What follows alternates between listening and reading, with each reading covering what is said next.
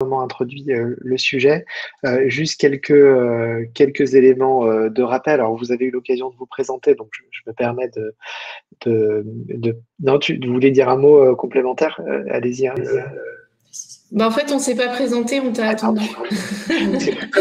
Comme j'entendais en même temps l'autre vidéo en même temps, voilà, c'est bon, allez-y, je vous laisse place.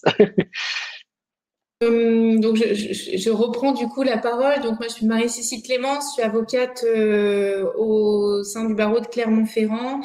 Je suis, on va dire, totalement digitalisée et à fond sur les réseaux sociaux, sur la modernisation de notre profession. Voilà, que dire d'autre que j'exerce au sein du cabinet M2C Avocat et qui aura le plaisir de vous présenter tout à l'heure avec Alexis ce qu'on a pu mettre en place et surtout notre retour d'expérience sur le sujet. Donc, moi, je m'appelle Juliette Paris, je suis encore étudiante en web design et communication graphique et je suis en alternance du coup au sein du cabinet M2C Avocat depuis quelques mois maintenant. Alors, du coup, je vais bien juste vous regrouper le micro dès que je reparle, sinon il va y avoir un écho. Voilà, super.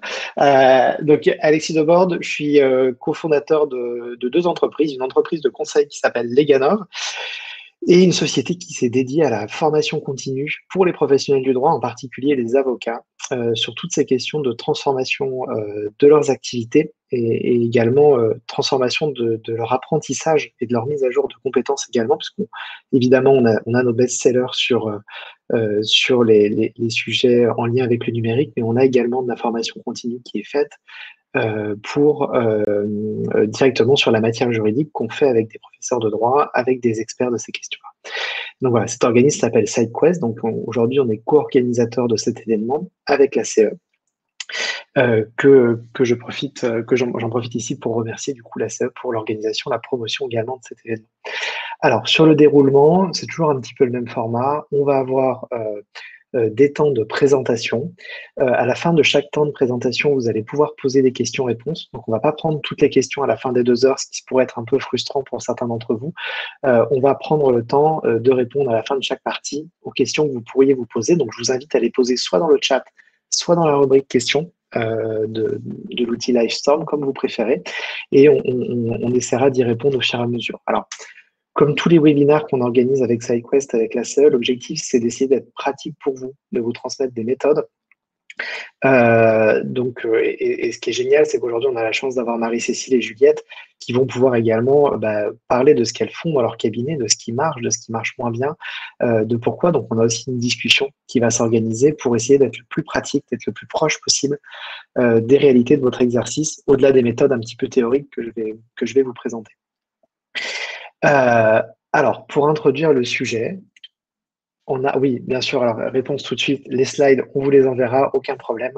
Voilà, et alors pour répondre, Fabrice, je ne vais pas répondre immédiatement à votre question, ça serait spoiler la suite, mais oui, complètement, il y a un changement culturel, il y a un changement d'abord d'état d'esprit, et c'est d'ailleurs pour ça que la formation est indispensable sur ces sujets-là. Alors, en introduction, évidemment, ce webinaire, il intervient dans un contexte un peu particulier avec le coronavirus qui vient perturber les activités économiques de tout le monde en ce moment, qui vient rabattre les cartes, qui vient accélérer un certain nombre de choses. Je ne suis pas là pour vous faire des répétitions de tout ce qu'on peut entendre sur les chaînes d'infos, c'est un peu inutile. En tout cas, ce qu'il faut bien comprendre, et vous le savez tous, c'est que cette crise, elle a un impact sur votre mode d'organisation, elle a un impact sur votre fonctionnement, et donc du coup, forcément, ça vient accélérer cette transformation numérique. J'en profite tout de suite, puisque vous rappelez-vous, dans le titre de notre formation, c'est transformation digitale, opportunités et dangers. Parmi les dangers que nous ne traiterons pas aujourd'hui, mais qui sont hyper importants, et on a vu ça exacerbé avec justement cette crise du coronavirus, c'est les enjeux de cybersécurité. Alors quand vous êtes avocat, ou même quand vous êtes d'ailleurs juriste dans une entreprise, vous êtes soumis a fortiori quand vous êtes avocat avec le secret professionnel, qui est une règle absolue, à protéger ce secret, à protéger les échanges que vous pourriez avoir avec vos clients. Et on s'en rend compte, et la crise du coronavirus a été un terrain de jeu pour les hackers. Comme on passe en tout numérique, finalement, vous êtes beaucoup plus exposé aujourd'hui au risque de cybersécurité, au risque de tentatives d'intrusion dans vos systèmes d'information et ainsi de suite. Ce risque-là, on a décidé d'en faire une formation dédiée approfondie avec un expert, l'ancien juriste de formation qui est devenu ingénieur en cybersécurité, qui a travaillé plusieurs années pour l'ANSSI. On a créé une formation spécifique pour les avocats sur ce sujet-là. Donc, on ne va pas parler de beaucoup de ces dangers aujourd'hui. Par contre, je voulais vous sensibiliser sur ces dangers et je voulais également vous dire que cette formation, elle est disponible depuis 3 jours et que pour tous les adhérents à celle, il y a également une promo. Voilà, c'était la minute promotion publicité de ce webinar. Quand c'est gratuit, c'est que c'est vous le produit. Voilà, l'idée, c'était également de vous montrer ici qu'on a des formations qui sont sur des formats payants, très accessibles parce qu'en fait, vous pouvez avoir une prise en charge du fiche PL qui fait que cette formation, elle vous revient à 0 si vous la terminez. Voilà. Alors, qu'est-ce qui se passe? Non, je ne vends pas mes slides, je vous les donnerai.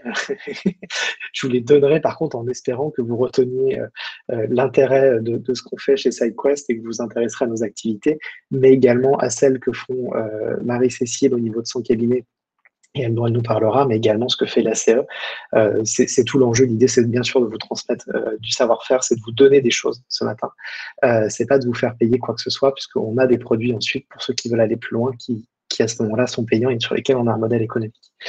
Alors, le premier effet sur le marché de cette crise, c'est que naturellement, comme tout le monde a des problématiques ou en tout cas des craintes au niveau de sa trésorerie, il va y avoir une pression sur les prix sur un certain nombre de prestations. Cette pression-là, vous la vivez en tant que cabinet d'avocat, en tant qu'entreprise, mais vos clients ou les justiciables sont susceptibles de les vivre également. Il y a également une perte de solvabilité de certains de vos clients avec des impayés.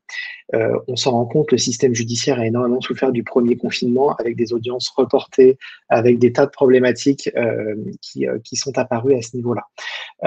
Même si effectivement le second confinement, ça va être un petit peu plus souple à ce niveau-là.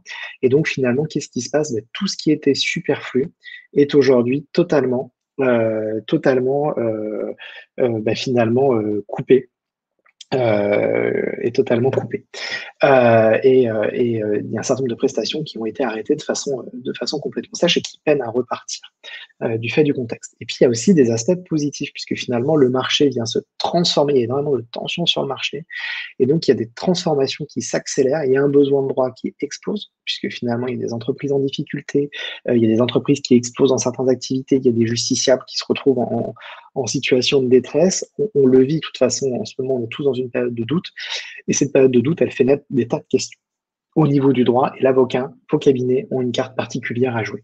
Il risque d'y avoir un accroissement des contentieux, notamment liés à certains secteurs d'activité, l'impayé, un certain nombre de types de problématiques. Et voilà, donc il y a des aspects négatifs sur ce marché, il y a des aspects positifs. Et si je continue un petit peu, qu'est-ce qui se passe sur vos prestations? Eh bien, puisqu'on va vers l'essentiel de plus en plus de prestations du droit, pas toutes, attention, mais certaines, les justiciables, les entreprises vont attendre de plus en plus de simplicité, de rapidité et bien sûr des prix hyper économiques. Donc, ça va mettre sous tension vos cabinets, ça va vous obliger à réfléchir, à essayer de travailler autrement. On le dit depuis un moment, mais en fait, la crise qu'on est en train de vivre actuellement, elle vient accélérer cette tendance-là. Le corollaire de ça, pour tenir cette promesse du simple, rapide économique, c'est qu'il va falloir être capable d'automatiser certains de vos process. Ça, c'est pour la partie low cost, mais il y a également pour les prestations à plus forte valeur ajoutée qui sont également dans le cœur d'activité des cabinets, une importance pour vous de mettre votre client, de faire participer plus vos clients à leur dossier, aux réflexions que vous pouvez avoir sur eux. Et le fait de devoir impliquer plus le client, ça demande du temps. Donc, le temps que vous allez mettre pour votre client, il va falloir réussir à le gagner par ailleurs sur la réalisation de vos prestations. Voilà. Ensuite, du coup, en parallèle, effectivement, il y a un certain nombre de prestations qui tendent, ou en tout cas sur lesquelles il y a une tension sur le prix, mais en même temps, il y a aussi toute autre partie de prestations qui, au contraire, vous allez pouvoir augmenter vos prix. Pourquoi vous allez pouvoir augmenter votre prix? Parce que c'est une question de vie ou de mort pour votre client. Parce que vous allez avoir des qualités humaines d'échange qui vont pouvoir se monnayer plus cher parce qu'on va vouloir son expert, on va avoir besoin d'être réconforté en tant qu'entreprise, en tant que client en difficulté. Et puis, il y a des prestations également qui deviennent indispensables. Ça, c'est le contexte marché. Je ne vais pas y revenir très longuement, mais comprenez qu'aujourd'hui, tous les acteurs de l'économie, les avocats également, sont au pied du mur. Il n'y a que quand on est vraiment au pied du mur qu'on fait bouger les lignes, qu'on se réinvente. Donc cette crise, elle est très difficile pour tout le monde. mais vous pouvez aussi l'apercevoir comme des opportunités, comme des raisons de vraiment passer à la vitesse supérieure sur la transformation numérique. Et c'est le sens du webinaire et de ce qu'on va essayer de vous montrer là. Ayez également en tête, et ça j'y tiens, la technologie aujourd'hui, c'est pas quelque chose de compliqué. On va pas vous parler aujourd'hui d'intelligence artificielle, d'intelligence apprenante, de science-fiction par lesquelles les robots vont remplacer les avocats, on s'en fiche. Vous avez aujourd'hui des problématiques concrètes dans vos cabinets. Et ces problématiques, il faut les embrasser, il faut les prendre à bras le corps.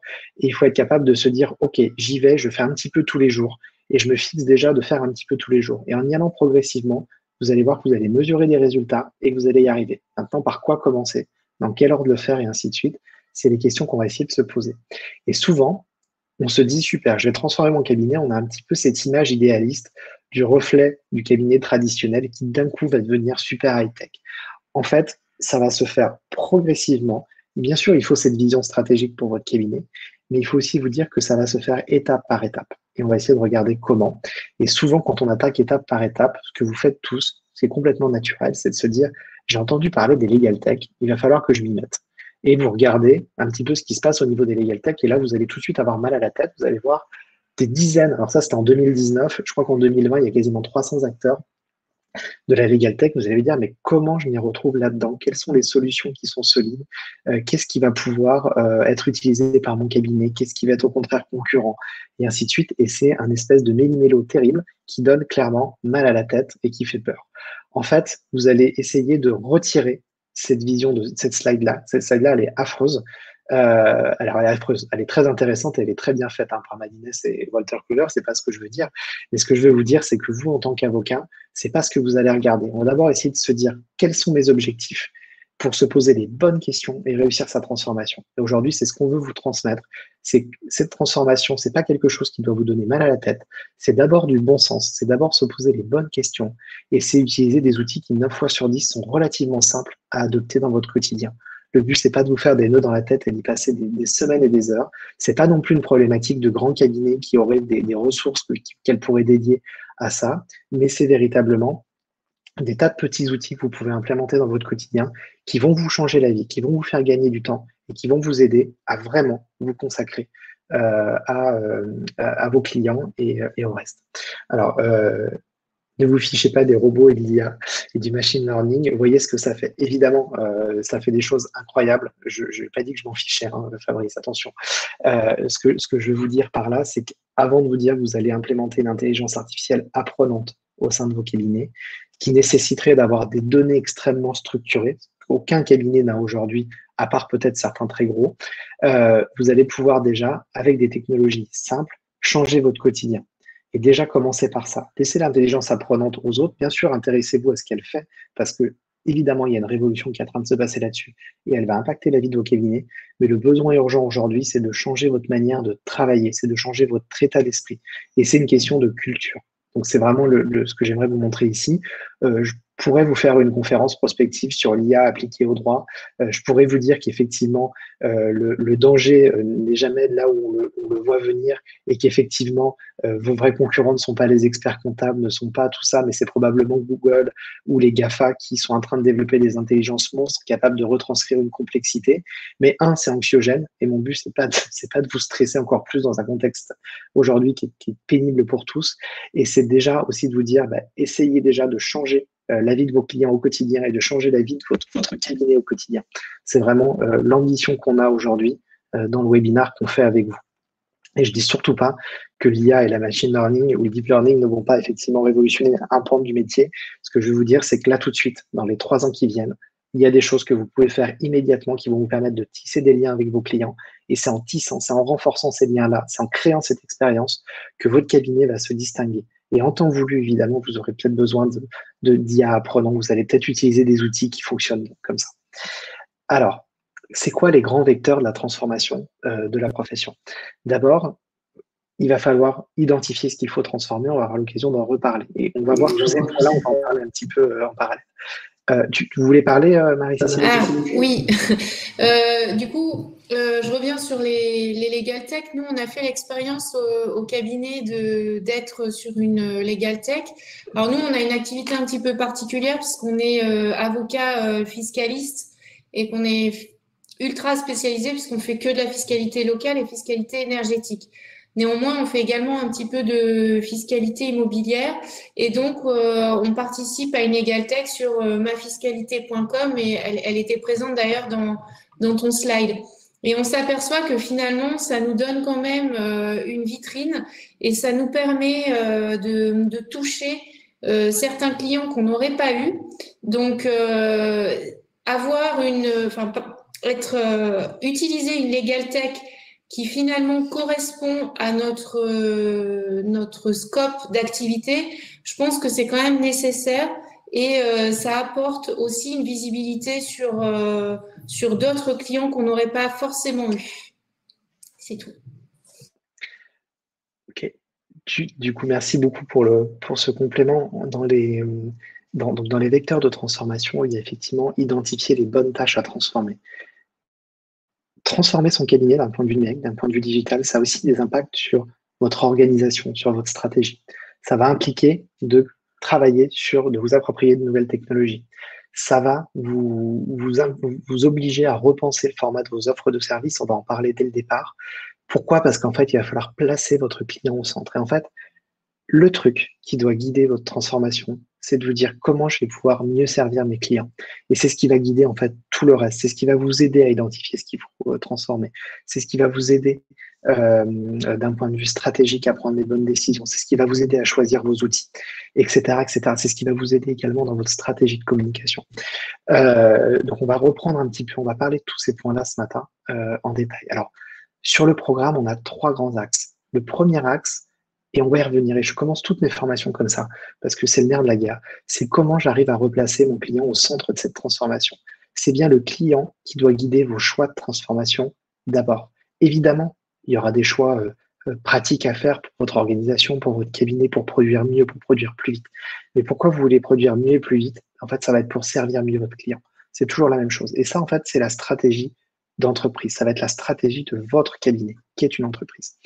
La deuxième règle, ça va être d'apprendre à investir dans sa communication. Investir dans sa communication, j'ai tendance à le dire, ne réfléchissez pas pendant 2 ans sur ce que vous devez faire. Faites des choses. C'est exactement pareil pour la communication. Faites des choses, essayez. Et puis progressivement, et je pense que les exemples que vont prendre Marie-Cécile et Juliette tout à l'heure sont très intéressants à ce niveau-là, c'est en faisant des choses que progressivement vous allez trouver le bon ton, vous allez identifier ce qui fonctionne, ce qui plaît à vos clients, ce qui vous rapporte également en retour des dossiers. Et c'est comme ça que vous allez y arriver, que vous allez développer le chiffre d'affaires de votre cabinet. Ensuite, évidemment, il y a des enjeux de productivité. Et là, on va toucher à des outils. Je vais prendre avec vous en fin de webinaire 2-3 exemples clés qui vont vous aider justement à comprendre un petit peu les choix et les technologies sous-jacentes pour augmenter votre productivité. Alors, surtout Marie-Cécile, Juliette, vous m'interrompez quand vous voulez. On attaque donc la première partie sur voilà, comment on va placer le client au centre. Alors, je vois juste qu'on a une question de Florence. Bonjour, j'ai une question sur le financement par l'ordre ou d'autres organismes de l'investissement sur la transformation digitale. Alors, peut-être que Marie-Cécile, tu as des points à ce niveau-là à nous partager. On ne devait pas forcément en parler de manière directe, mais tu es également candidate au Conseil national des barreaux sur la liste ACE. J'imagine que c'est des questions sur lesquelles tu as peut-être réfléchi. À ma connaissance, il n'y a pas de financement direct des ordres ou du CNB pour aider les avocats dans leur transformation. Il y a des initiatives d'accompagnement, de formation, mais il n'y a pas directement de cash injecté pour les cabinets. Mais oui, je te confirme. En fait, c'est vrai qu'il n'y a pas de financement ni par l'ordre, ni pour le CNB ni par le CNB qui sont prévus. Donc, la transformation digitale, c'est vous qui allez en supporter le coût pleinement. Pour autant, voilà, il y a effectivement beaucoup de procédures d'accompagnement. Certains barreaux, je sais à Toulouse, à Lyon, à Paris, sont très actifs au niveau des incubateurs pour accompagner à cette transformation digitale. Mais voilà, en termes d'investissement, vous n'aurez pas d'accompagnement. Le seul accompagnement que vous pourrez obtenir, c'est soit par des formations, soit par le biais des incubateurs. Mais voilà, il n'y aura pas de cash. Il y a également une question qui a été posée, mais ça, j'aurai l'occasion d'en reparler sur quelles sont les solutions que proposent les avocats avec un effondrement judiciaire pour recouvrer les impayés sans judiciarisation. En fait, je vais peut-être y répondre maintenant avant de rentrer dans le cœur du sujet. Moi, par ailleurs, j'accompagne le syndicat des huissiers de justice, l'Union nationale des huissiers de justice, qui propose depuis un certain temps la simplification en fait, de l'obtention du titre exécutoire en matière d'impayés dans le cadre de relations B2B. Donc, à l'heure actuelle, il n'y a rien de très nouveau en termes de solutions puisqu'on est obligé de suivre un process classique. Je sais qu'il y a également des actions et que c'est une proposition qui a été reprise également par le sénateur Patria de justement simplifier l'obtention du titre exécutoire pour diminuer la possibilité finalement d'aller chercher des montants à ce niveau-là. Après, ça concerne peut-être un petit peu plus les huissiers, mais si on a quelque chose de simplifié à ce niveau-là, j'imagine qu'il y aurait des offres qui pourraient être commentées avec des huissiers de justice, des avocats, peut-être aussi des experts comptables. Donc, il y a probablement des choses à trouver à ce niveau-là. Après, d'un point de vue purement digital, évidemment, si le titre exécutoire peut s'obtenir plus vite, ça simplifie le process. Donc, on peut imaginer qu'il y ait des logiques de plateforme derrière qui se créent pour permettre justement ou simplifier le recours à l'obtention, ou en tout cas à la récupération, au recouvrement d'un pays. Alors, hop. Excusez-moi. Ah oui. Ok, je me perds dans mon partage d'écran. Voilà, donc déjà la première chose, on vous l'a dit, le point 1, c'est on va replacer le point 1 de la transformation, c'est qui fait guider toute votre transformation, c'est de placer le client au centre. D'abord, il faut changer de point de vue. Alors, ouais, tout à fait, effectivement, il y a G-Collect qui travaille sur ces problématiques-là, il y en a d'autres aussi. Mais, donc, il faut effectivement changer de point de vue.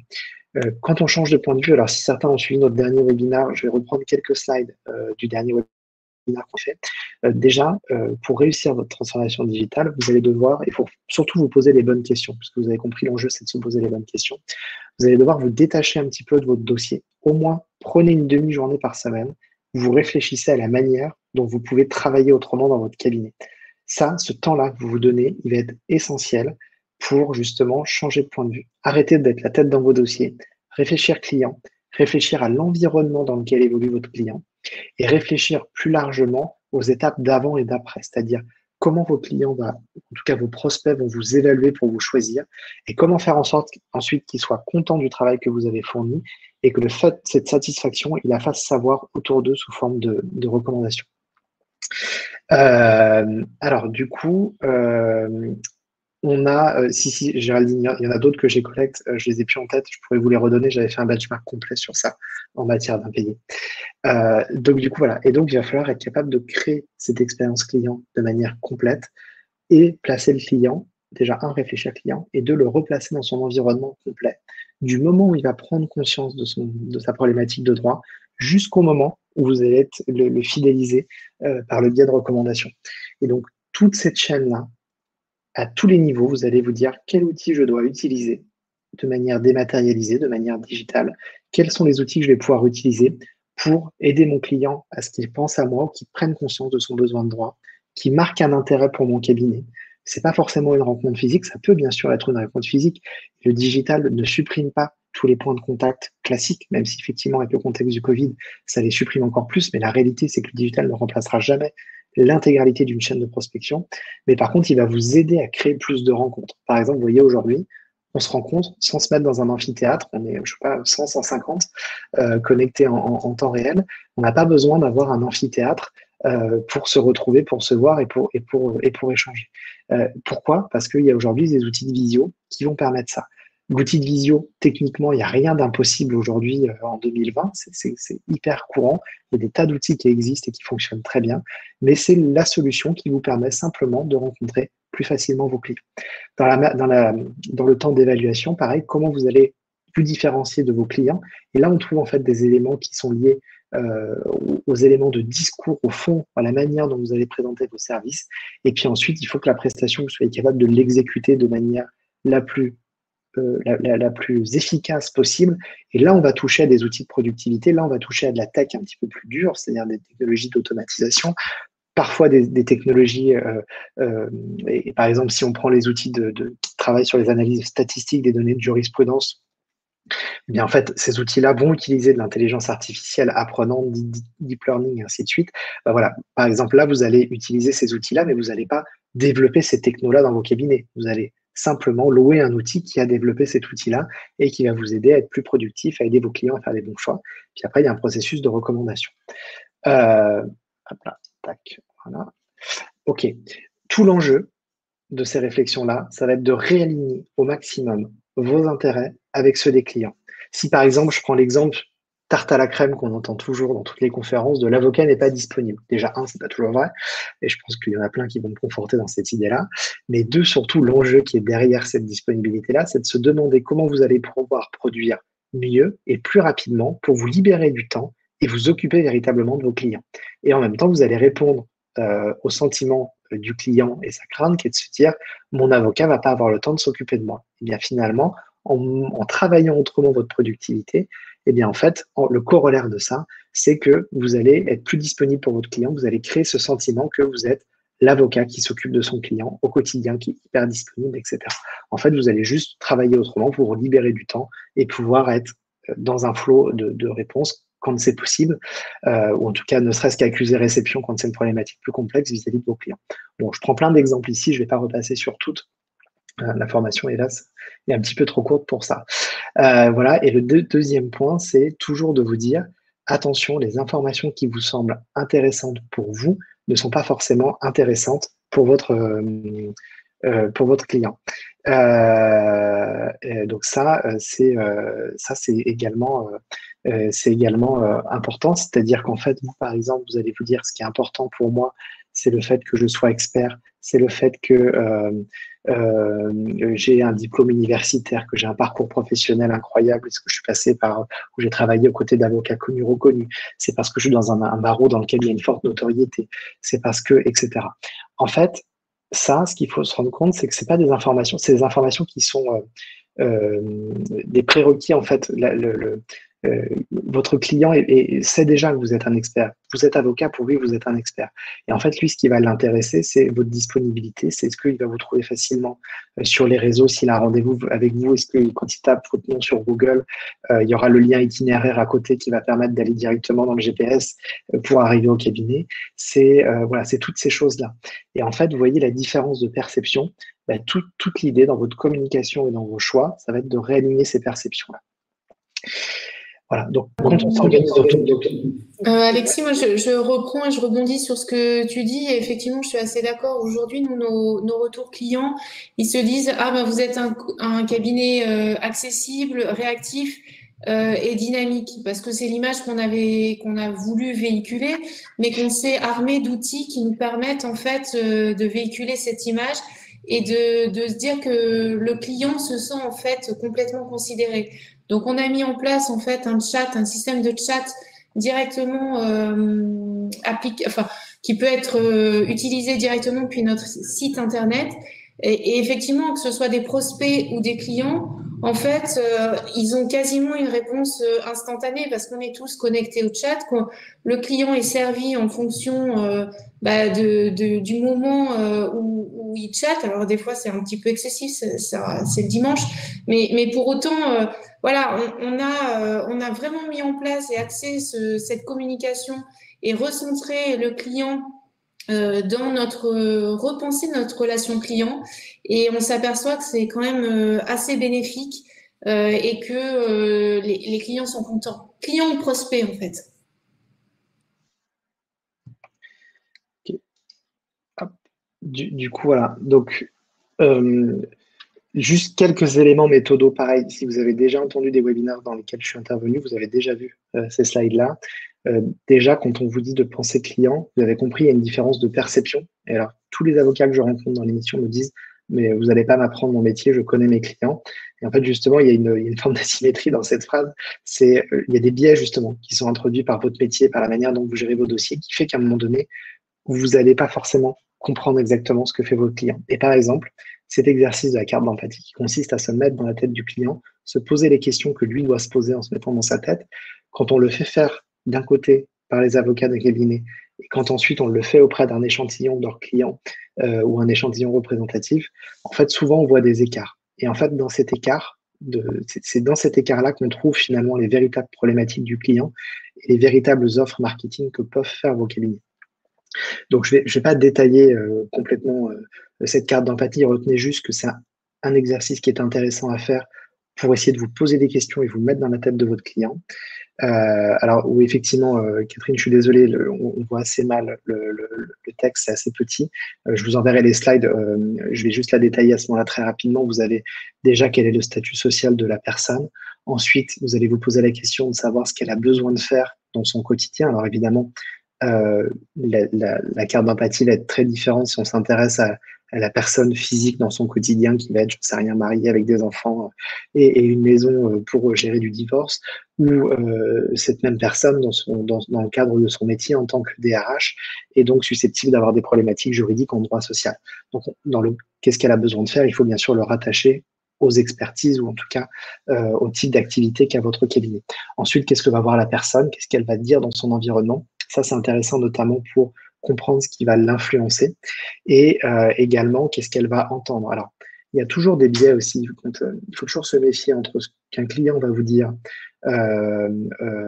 devant vous si vous lui posez la question, ce qu'il va dire, ce qu'il va vous écrire de façon anonymisée sur un formulaire et ce qu'il pourrait dire dans un contexte familial ou dans un café avec ses amis. Et en fait, il y a toujours un décalage. Et donc, il faut se méfier de ces tons, il faut se méfier de ce que va vous dire le client en direct parce que vous êtes un sachant, parce que vous avez le titre d'avocat. Donc, nécessairement, pour beaucoup de clients, en tout cas, il y aura forcément des biais qui vont être introduits à ce niveau-là et de ce qu'il pourra dire autour de lui. Donc là-dessus, il faut se méfier.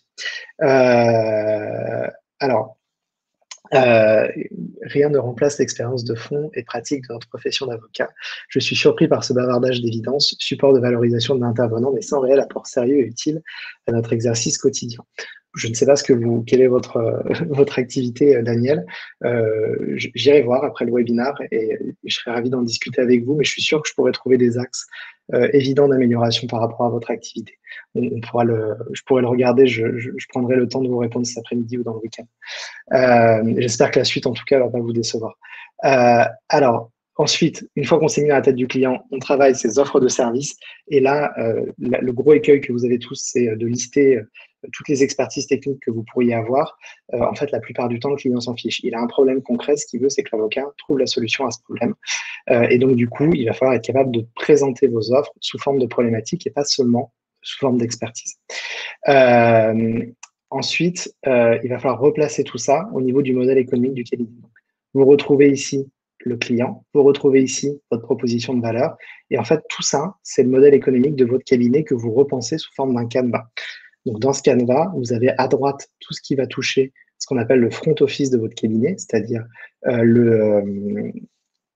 tout ce qui va toucher à ce qui est visible en fait, directement du client et qui va générer des revenus. Et à gauche, on va avoir tout ce qui touche à la production.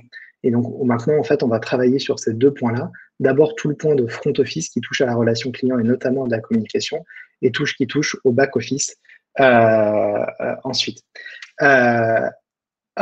Alors, exemple, du coup, bon, on a des tas d'exemples qui pourraient être pris. J'en ai pris deux qui sont très différents.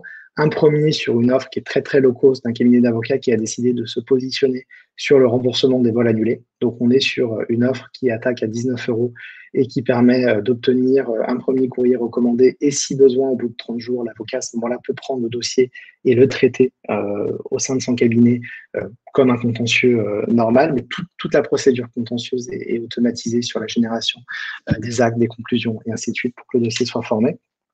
Et vous voyez ici qu'en termes d'offres de services, on est sur une dimension un petit peu design un petit peu décalé, c'est-à-dire que c'est le petit justicier, on se sent victime d'une injustice parce qu'on se heurte au non-remboursement de son billet. Donc, on a un nom qui va répondre à cette problématique-là.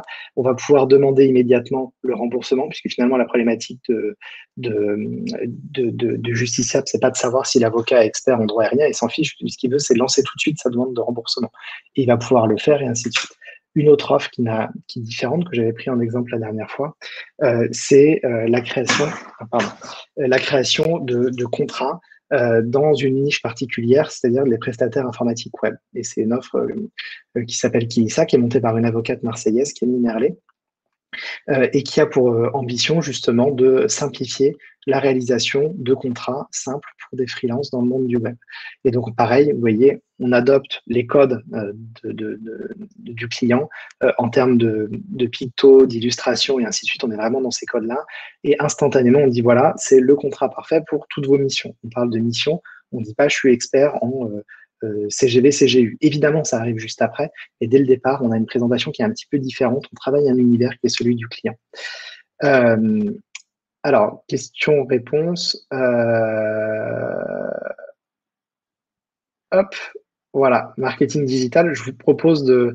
Donc, comme je vous l'ai expliqué juste avant, on va avoir tac, tac, une partie à droite front office. C'est ce dont on va vous parler maintenant et Marie-Cécile et Juliette vont vous montrer un petit peu tout ce qu'elles mettent en place au niveau de leur cabinet. Puis une partie à gauche sur tout ce qui touche à la productivité. Donc là, on va vraiment arriver dans le cœur du débat. Vraiment, ce que je veux que vous reteniez, enfin, ce que j'aimerais que vous reteniez à ce niveau-là, c'est que il faut être capable de repenser tous ces choix par rapport à ce que vous voulez créer comme expérience vis-à-vis de vos clients. Et c'est tout ce qui va guider tout le reste. Voilà, Marie-Cécile, Juliette, je vous laisse la main. Je fais juste ça, je pense que c'est moins important. Ah, pardon. Voilà. Je vous laisse nous montrer ce que vous avez fait en matière de com pour le cabinet, donc sur toute la partie front office.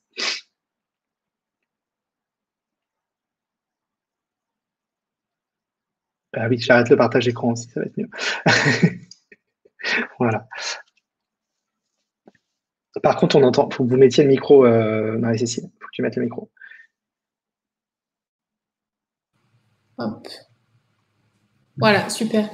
Donc nous, effectivement, comme je vous le disais tout à l'heure en introduction, on a pris quand même le parti de vraiment s'axer sur une transformation digitale du cabinet.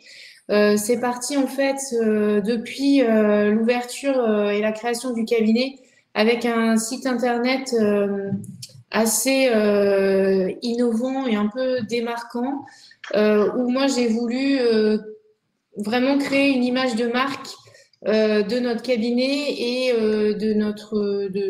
voilà, du cabinet.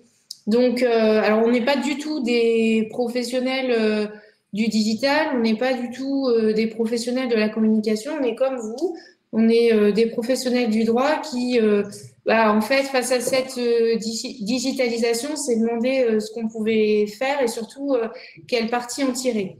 Donc, pour moi, la première chose a été la création du site internet. Donc, le danger, puisqu'on est là aussi pour parler des opportunités et des dangers, le danger, c'est de se dire, bon, ben voilà, quand je crée un site internet qui veut sortir un petit peu des sentiers battus, il va falloir quand même respecter nos règles déontologiques, avec toutes les normes qui nous sont imposées. Donc ça, c'est le premier danger, c'est attention à ce qu'on fait si on veut sortir des sentiers battus. N'oubliez pas que effectivement, lorsque vous créez votre site internet, alors il peut être classique, il faut également le soumettre à l'ordre. Donc il y a tout un aspect quand même voilà, déonto à respecter. Après, on a pris vraiment le pli de surfer sur tout ce qui était possibilité de communication et on s'est complètement ouvert sur les réseaux sociaux, donc notamment sur LinkedIn, Facebook, Twitter, etc. Alors nous, très sincèrement, enfin moi j'étais assez sceptique au départ sur Facebook parce que pour moi c'est pas tout à fait ma cible entre guillemets de client parce que faut être honnête, aujourd'hui, quand on s'ouvre aux réseaux sociaux, c'est pour aller chercher des clients. C'est pour aller communiquer aussi avec certains clients, mais c'est surtout et avant tout, enfin, pour ma part et mon retour d'expérience, c'est pour avoir de nouveaux clients. Donc aujourd'hui, voilà, LinkedIn, ok, c'est notre site puisque nous on travaille essentiellement avec des entreprises. Facebook, pour moi, c'était plus tourné individu. Donc, on m'a quand même dit, attention Marie-Cécile, si vous n'êtes pas présent sur Facebook, quelqu'un prendra votre place, donc il faut quand même être présent sur Facebook. Donc, on est aussi présent sur Facebook, mais on n'en a pas tout à fait le même usage. Et Twitter, bon, on l'est, mais vraiment, c'est pour de l'actu un peu rapide. Donc, on s'est vraiment, en fait, marketé de manière digitale. On a repensé également notre communication interne et c'est ce qu'on va essayer de vous présenter avec Juliette. Et pour aller plus loin, en fait, on a pris le parti au cabinet d'internaliser cette communication avec le recrutement de Juliette, qui elle, du coup, est chargée de communication au sein du cabinet, tant voilà, marketing digital et communication interne. Donc, un des premiers éléments de communication du cabinet, c'est les webinars. C'est une nouvelle formule qu'on a mis en place depuis septembre. Donc, on a réalisé déjà 3 webinars et à chaque fois, on fait une communication comme celle-ci. Donc, on fait une affiche et on fait les bannières pour les réseaux sociaux, pour les événements LinkedIn, etc. Voilà, donc, on essaye de changer toujours de charte graphique parce qu'on les fait assez condensés et du coup, on ne veut pas que les clients se mélangent entre les différents webinars. Donc, à chaque fois, on fait aussi une vidéo de promotion, donc, comme vous pouvez voir ici. En fait, nos webinars, nous, on a vraiment pris le parti de se dire que c'était une manière de partager notre savoir et notre technicité. Donc, c'est là où on a effectivement recentré notre relation client et la relation prospect aussi pour se dire, bon, bah voilà, aujourd'hui, on n'a peut-être pas évoqué ce type de sujet avec vous. Alors, pourquoi pas le faire via un webinaire. Donc, voici un deuxième exemple de communication pour un webinaire qui était sur la taxe foncière, donc toujours sur le même principe, affiche, bannière pour les réseaux sociaux. On essaye quand même dans la charte graphique de garder quand même des éléments qui se reconnaissent. Donc déjà la couleur du logo, qui est quand même un élément fort de la charte graphique du cabinet. Donc ce orange-rouge. Et pour les webinaires, on essaye aussi toujours de garder le point webinar. Ça permet de aussi créer une sorte d'ancrage dans la tête des clients et de se dire qu'ils savent que c'est nos webinars. Voilà, c'est un fil conducteur parce que c'est effectivement important aussi, je pense, en termes de communication, voilà, de trouver un lien entre chaque mode de communication et qu'on ait quand même une identité parce que l'objectif, enfin pour nous au cabinet, c'est d'avoir une identité de marque et une identité virtuelle sur les réseaux sociaux. C'est-à-dire qu'à chaque fois qu'il y a une communication du cabinet, on sache que c'est ce cabinet, le cabinet M2C Avocat, qui communique. Donc, on a aussi repensé la communication externe. Donc, on a refait la plaquette du cabinet. Ça nous permettait aussi de simplifier les informations et c'est surtout très important, selon nous, de retravailler c'est le premier outil de communication qui nous lie avec le client. Donc, c'était une des premières choses qu'on a voulu refaire. Donc, voilà, c'était vraiment dans le but de remettre un peu au clair et à jour toute la communication pour nos clients. Voilà, aujourd'hui, en fait, on s'aperçoit que tout le monde parle de legal design, etc. Donc, l'objectif, la digitalisation, c'est aussi montrer qu'on a de la modernité. Et la modernité, à mon sens, elle passe également sur la façon de communiquer avec nos clients et avec les tiers. Donc, aujourd'hui, le legal design, il est quand même au cœur de la communication. Alors, on peut être pour ou on peut être contre. N'empêche qu'on n'a pas forcément le choix que de passer et d'utiliser le legal design. Donc, voici un exemple de la mise en page qu'on a fait à l'intérieur de la plaquette. Donc voilà, on a vraiment essayé de clarifier les informations et on a essayé aussi voilà, de la rendre beaucoup plus compréhensive, etc. Pour la communication externe, on travaille beaucoup, donc, comme Marie-Cécile vous a dit, donc, sur LinkedIn. Donc, c'est un travail, une activité combinée, si on peut dire ça comme ça, entre Marie-Cécile et moi. C'est-à-dire que Marie-Cécile sait ce que les clients ont besoin de voir ou les informations qu'elle a envie de transmettre pour le cabinet. Et ensuite, moi, je les mets en en forme. Donc voilà, on partage l'activité du cabinet et on essaie vraiment d'être très très présent sur les réseaux sociaux. Ouais, en fait, c'est alors après le site internet, notre première, enfin, moi j'ai démarré toute seule, puis après on a grossi. Aujourd'hui on est 4 et demain on sera 5. C'est-à-dire qu'en fait, on est un petit cabinet, donc on a rien à vous apprendre. Enfin, c'est vraiment du partage d'expérience. Mais la première chose, nous, qu'on a faite, enfin, que j'ai faite, c'était effectivement créer un site internet et ensuite une communication externe sur les réseaux sociaux. Et on s'aperçoit aujourd'hui où avant, on faisait du 200 vues sur les réseaux. Aujourd'hui, on arrive à avoir des publications à 1000 vues. Alors, c'est pas pour se gausser, mais c'est de se dire que finalement, plus on étend le réseau, plus on apprend aussi via des formations.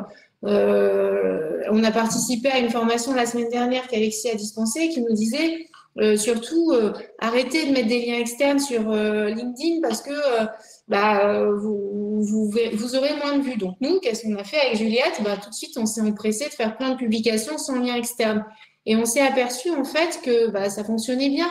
Donc, quand on a une information à faire passer, évidemment, on la fait passer au travers des réseaux sociaux parce que c'est là où on aura le plus de vues et surtout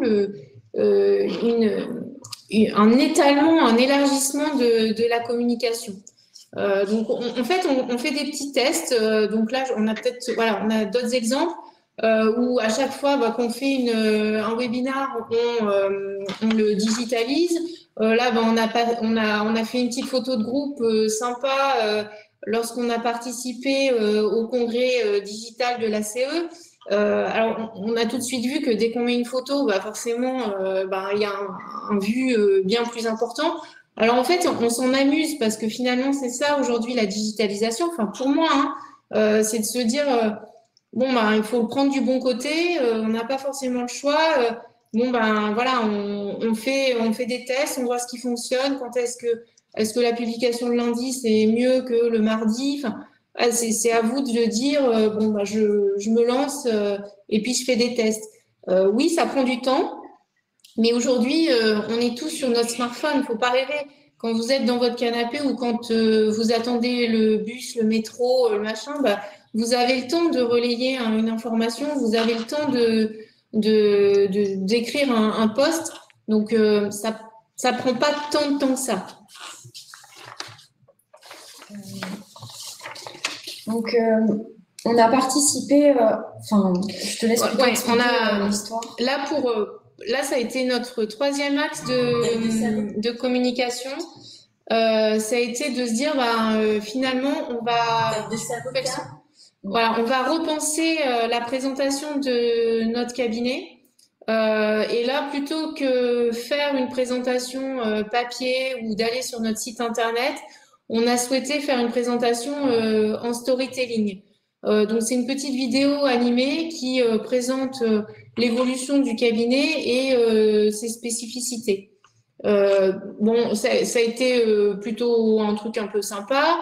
On s'est amusé en le faisant. Nos clients ont trouvé ça super rigolo. Les prospects aussi. En plus, on a pu la transférer par texto, la mettre sur les réseaux. Donc, voilà, ça changeait un peu d'ordinaire. Et là, donc je reviens toujours sur nos dangers et opportunités.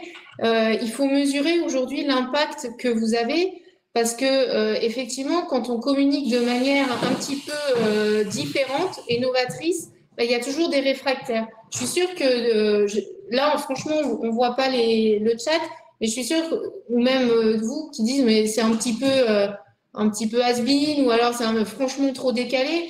Peut-être, mais n'empêche que notre vidéo, elle a fait parler de nous sur les réseaux sociaux. Et aujourd'hui, ce qu'on a voulu, c'est être présent sur les réseaux sociaux. Donc finalement, ça a fonctionné.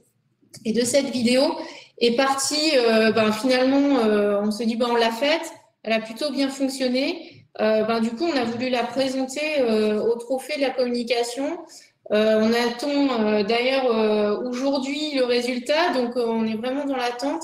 Et là, ça a été tout le travail de Juliette de faire la présentation de cette vidéo au trophée de la communication.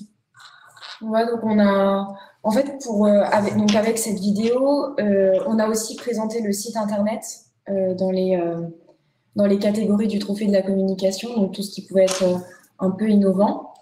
Et voilà, donc moi j'ai fait tout ce qui était plaquette de présentation, donc expliquer aussi l'histoire, parce que ça fait peu de temps que les avocats peuvent communiquer, et c'est là aussi où c'est très intéressant pour moi, parce que il y a un peu beaucoup de choses à faire, voire encore presque tout. Et du coup, c'est intéressant de voir voilà, comment jauger, essayer d'avoir un bon juste milieu.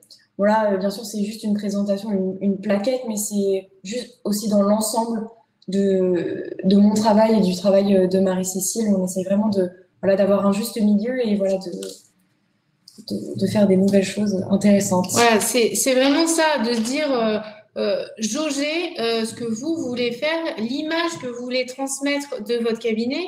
Alors, voilà, nous, on est résolument moderne, résolument tourné vers des choses qui ne se font pas assez, qui ne se font toujours pas.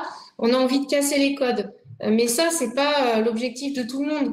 Après, c'est à vous, je pense, de trouver. Enfin, moi, j'ai pas de conseils à donner, mais c'est vraiment chacun doit trouver sa place, tant sur les réseaux, tant sur la communication externe, la communication aussi interne du cabinet et de l'image que vous voulez donner à votre cabinet.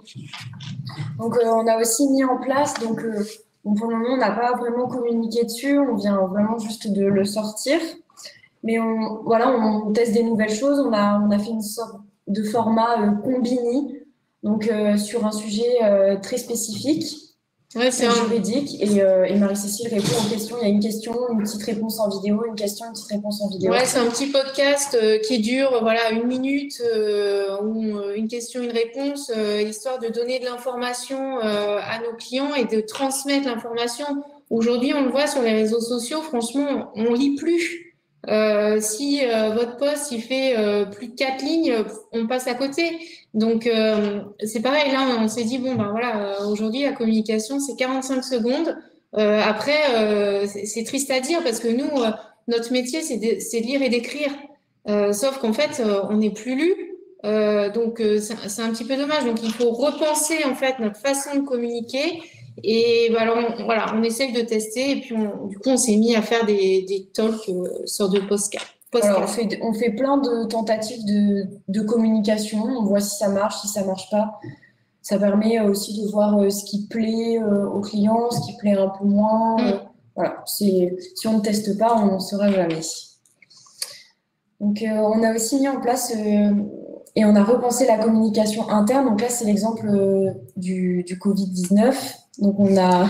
Ouais, enfin, vous l'avez compris, moi, je transpire ma communication. Donc, j'ai envie qu'en fait, cette énergie-là, elle soit retransmise à l'ensemble des membres du cabinet et qu'en fait, ils s'adaptent aussi et qu'ils adhèrent complètement au concept. Et donc, pour moi, la communication, elle n'est pas seulement en externe, elle est aussi en interne.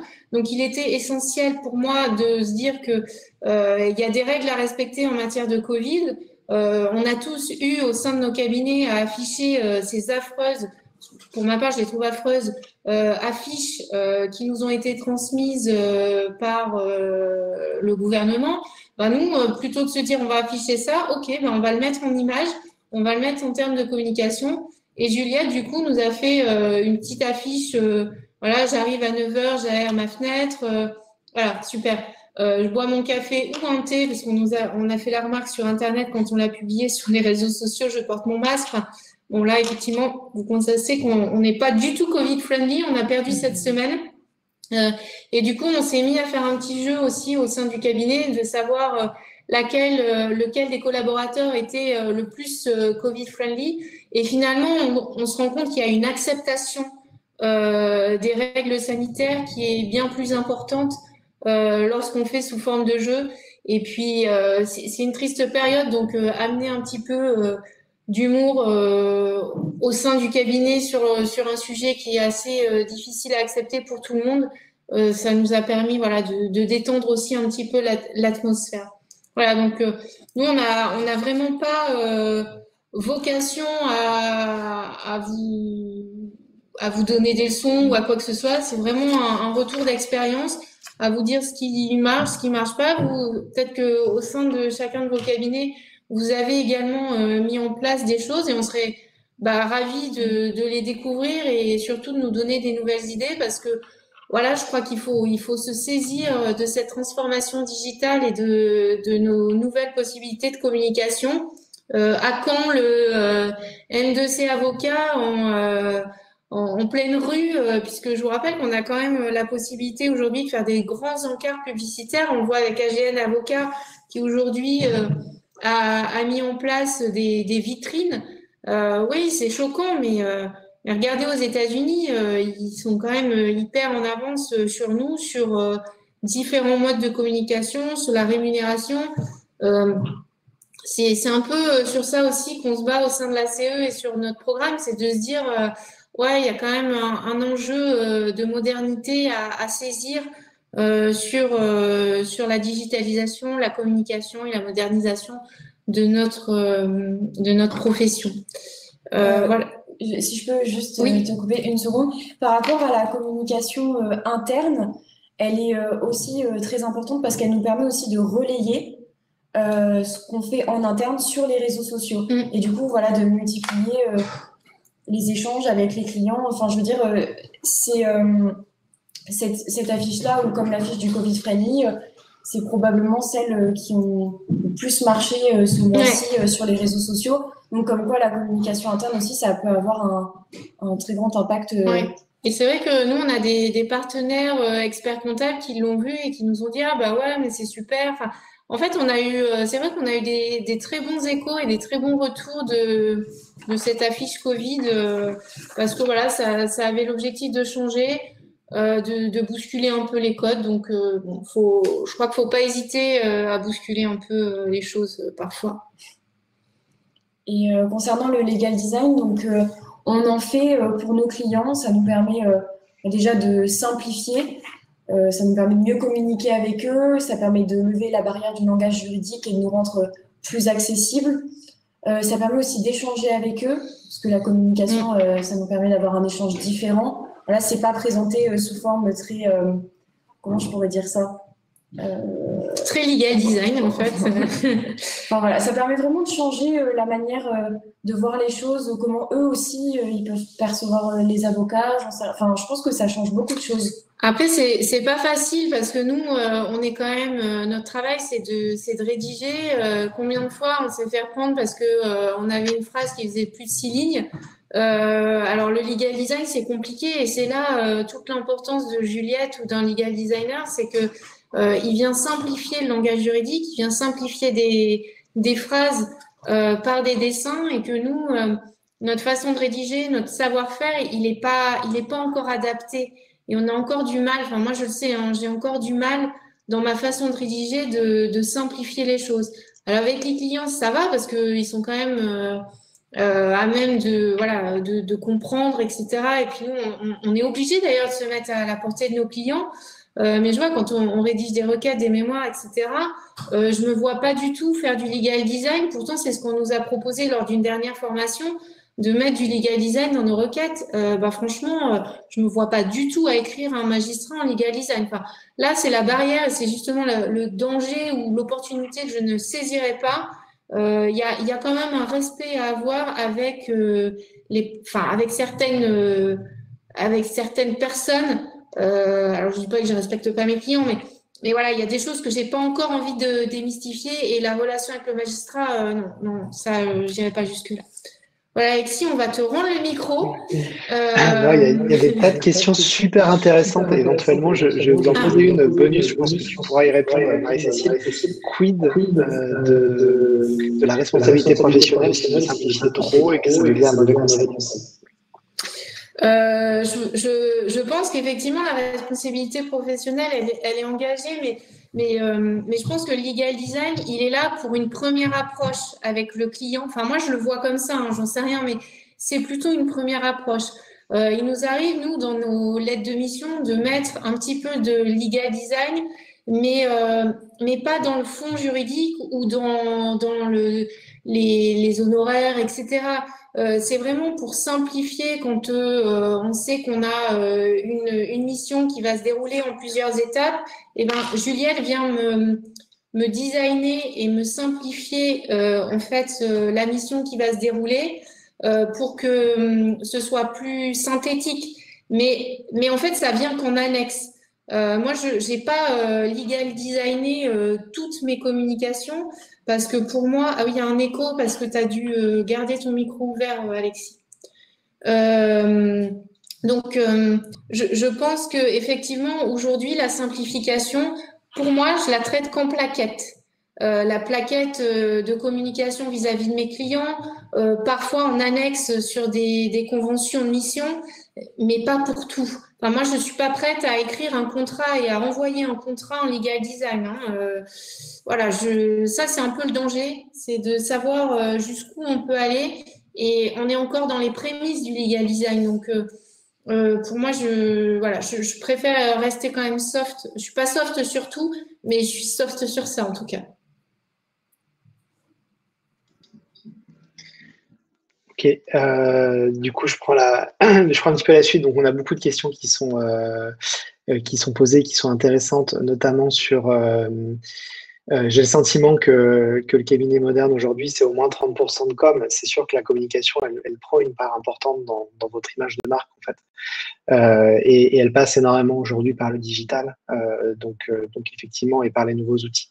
Donc effectivement, ça devient de plus en plus important et c'est clé, mais attention, vos clients ne vont pas non plus se méprendre. C'est-à-dire que si vous avez une com qui est très bonne et que vous avez des clients qui viennent dans votre cabinet, mais qu'ensuite ils sont déçus par la qualité de votre prestation, vous allez avoir une déception qui va générer des avis négatifs et qui, à terme, va pas être en fait une stratégie long terme pour votre cabinet. Donc attention, et comme en fait n'importe quelle entreprise qui vendrait un produit, à bien aligner votre communication avec qui vous êtes, les valeurs que vous portez, et ainsi de suite. Et d'ailleurs, vous l'avez rappelé très bien, Marie-Cécile et Juliette. Donc voilà, donc ça c'est vraiment clé. Ensuite, donc, il y a un enjeu qui est hyper important. Alors je vais vous repartager mon écran.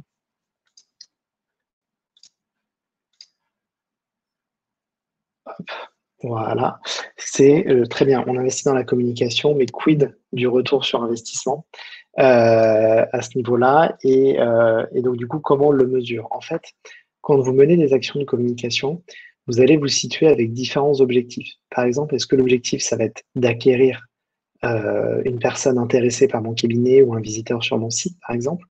Est-ce que ça va être de le transformer en quelqu'un que je vais pouvoir rencontrer avec un premier rendez-vous, par exemple? Donc, c'est ce qu'on va appeler, par exemple, de l'activation. C'est comment j'arrive à faire en sorte que toutes les personnes qui me suivent sur les réseaux, qui viennent visiter mon site internet, deviennent finalement des prospects ou des leads pour le cabinet. Et puis après, il y a un enjeu de rétention. C'est comment je fais, une fois qu'ils sont dans le cabinet, pour faire en sorte qu'ils soient satisfaits et qui éventuellement reviennent dans le cabinet. Alors pour les plaidants qui sont effectivement très souvent sur des prestations au coup par coup, qui sont des prestations one shot, la rétention en fait, elle va se mesurer par la capacité de votre client à vous recommander autour de lui uniquement, puisqu'effectivement il va divorcer. Bon, a priori c'est un événement qui va lui arriver 1 ou 2 fois maximum dans sa vie, même si on peut toujours tomber sur des cas plus particuliers. Donc tout l'enjeu en fait de créer la rétention, en fait, elle va se mesurer par la capacité de ce client, soit à revenir vers vous évidemment pour d'autres dossiers judiciaires, soit surtout à en parler autour de lui, dans ses cercles familiaux, ses cercles d'amis, au travail, et ainsi de suite, pour justement créer cette rétention. Donc du coup voilà, donc pour chacune des étapes en fait, si je reprends un petit peu le cercle, la frise sur laquelle on travaillait tout à l'heure, l'idée en fait c'est que pour chacune des étapes, on génère ce qu'on appelle des points de contact. Il va falloir mesurer l'impact de ces points de contact auprès de votre client et c'est ça qui va vous aider à mesurer votre retour sur investissement.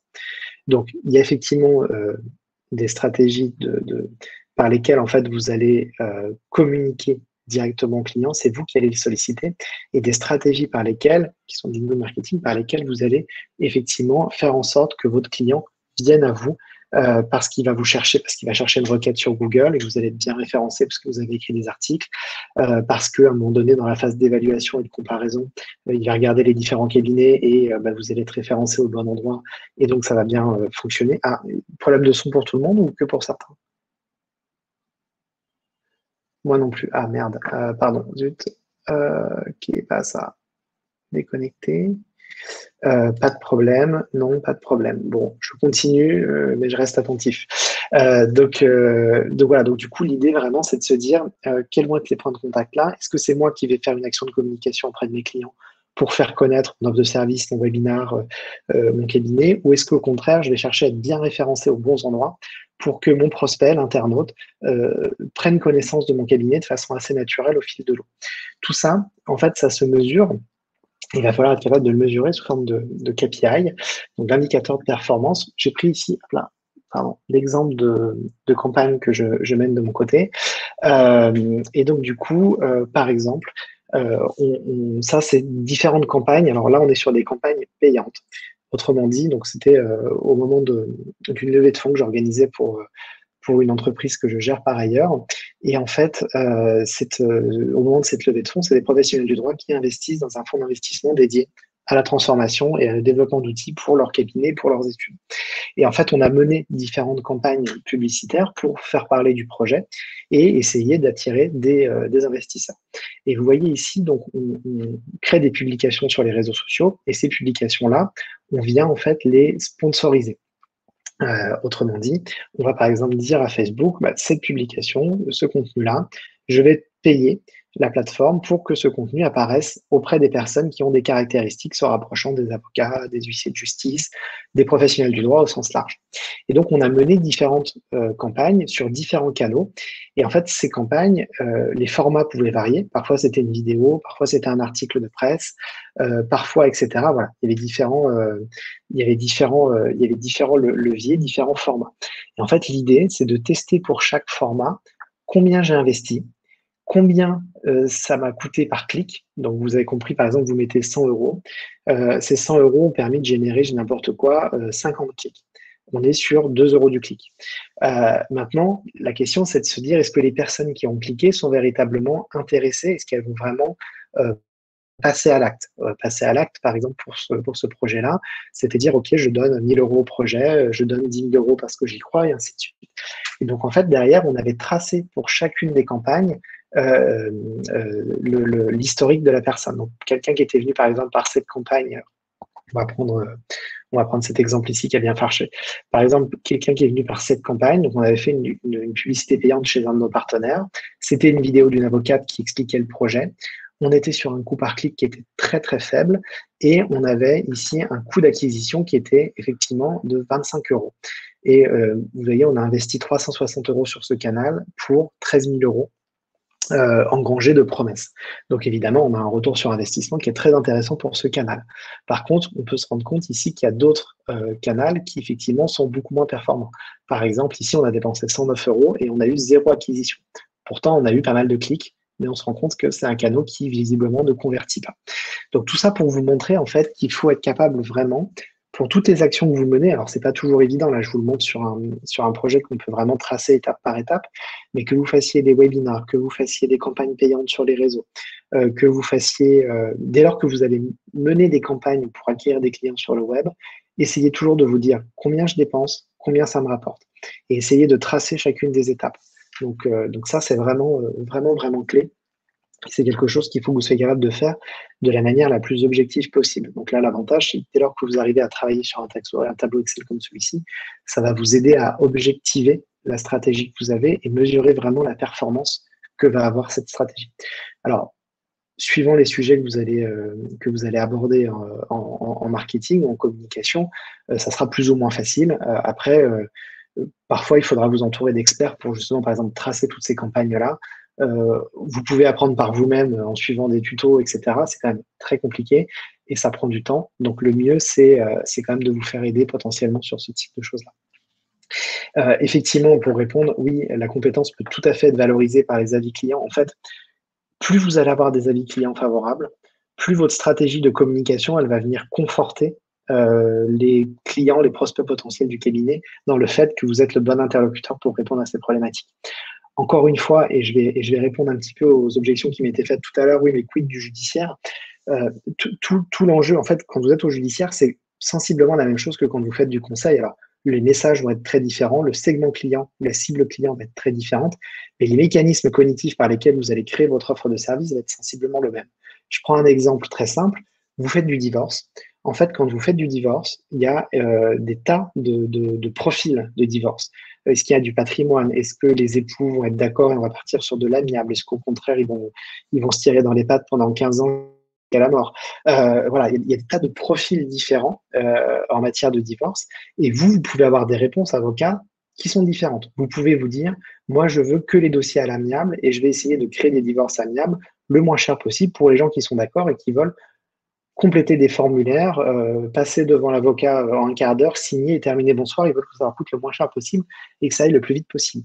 Votre offre de service, elle sera complètement différente d'un profil dans lequel, au contraire, vous allez être sur des cas très compliqués, dans lequel il y a une typologie de patrimoine complexe ou dans lequel les époux sont fâchés à mort et vont vouloir se faire la guerre. Et là, l'attente de votre client, ça va être d'avoir un avocat qui va être particulièrement agressif parce qu'il aura le sentiment d'être mieux défendu et d'arriver, ou en tout cas à minima d'embêter son époux ou son épouse. Donc évidemment, la stratégie et le discours que vous allez adopter dans votre offre de service va être très différente.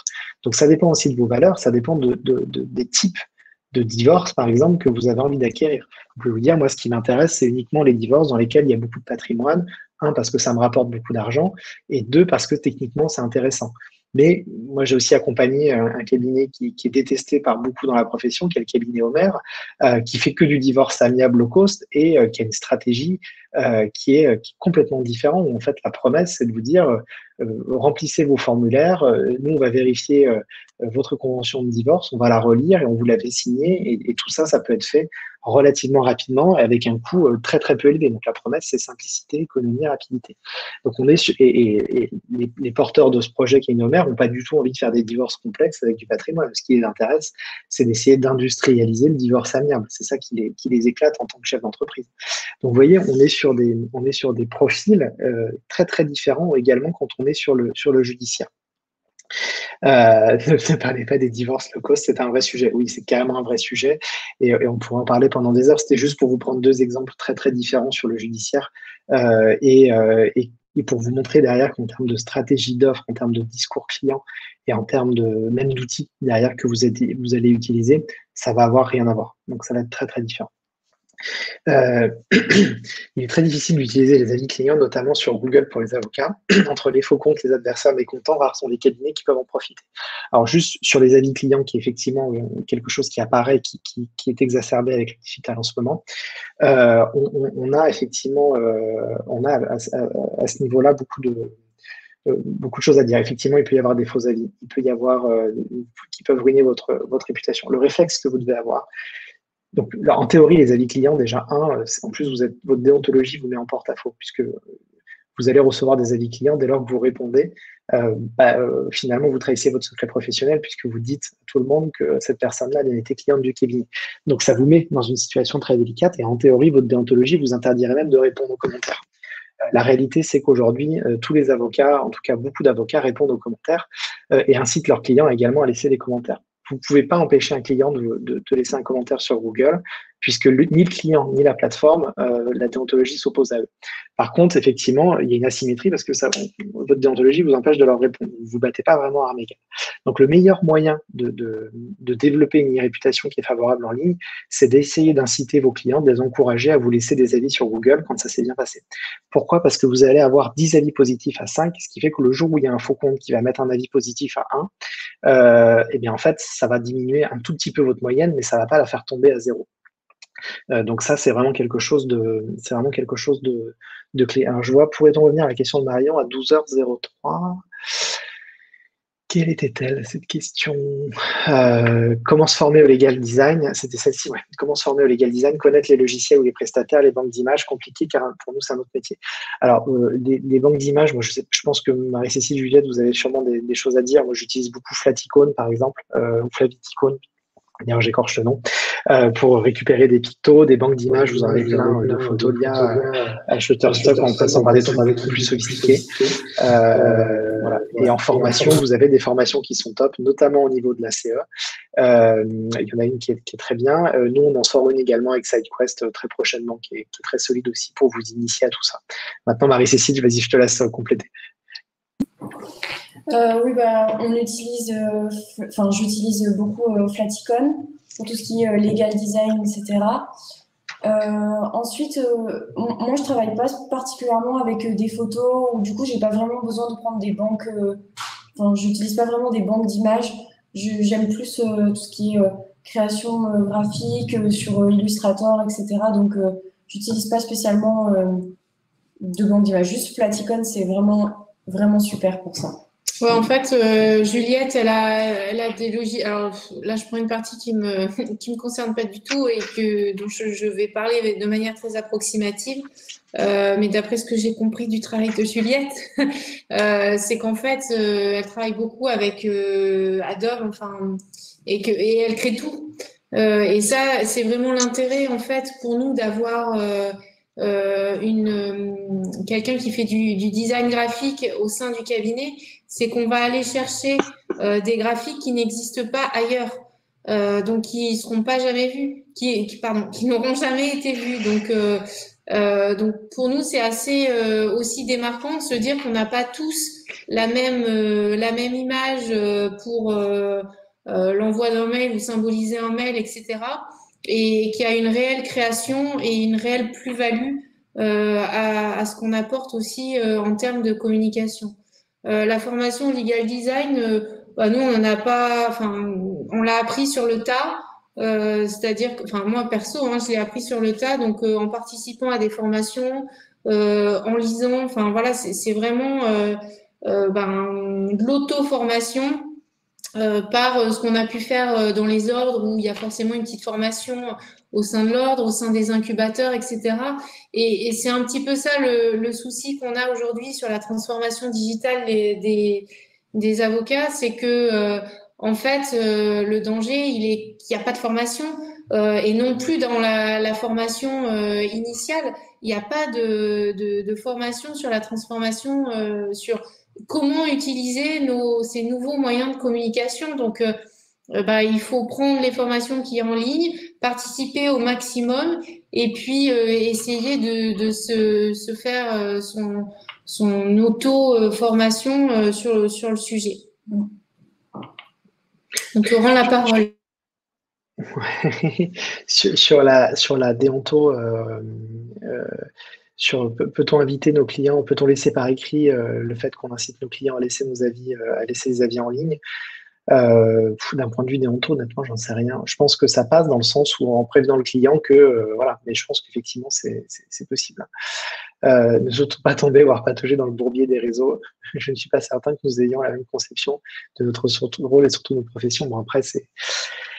Je ne vais pas rentrer dans le débat, c'est un petit peu long et surtout je voudrais vous montrer la suite. On aura peut-être l'occasion d'y revenir, Daniel, après.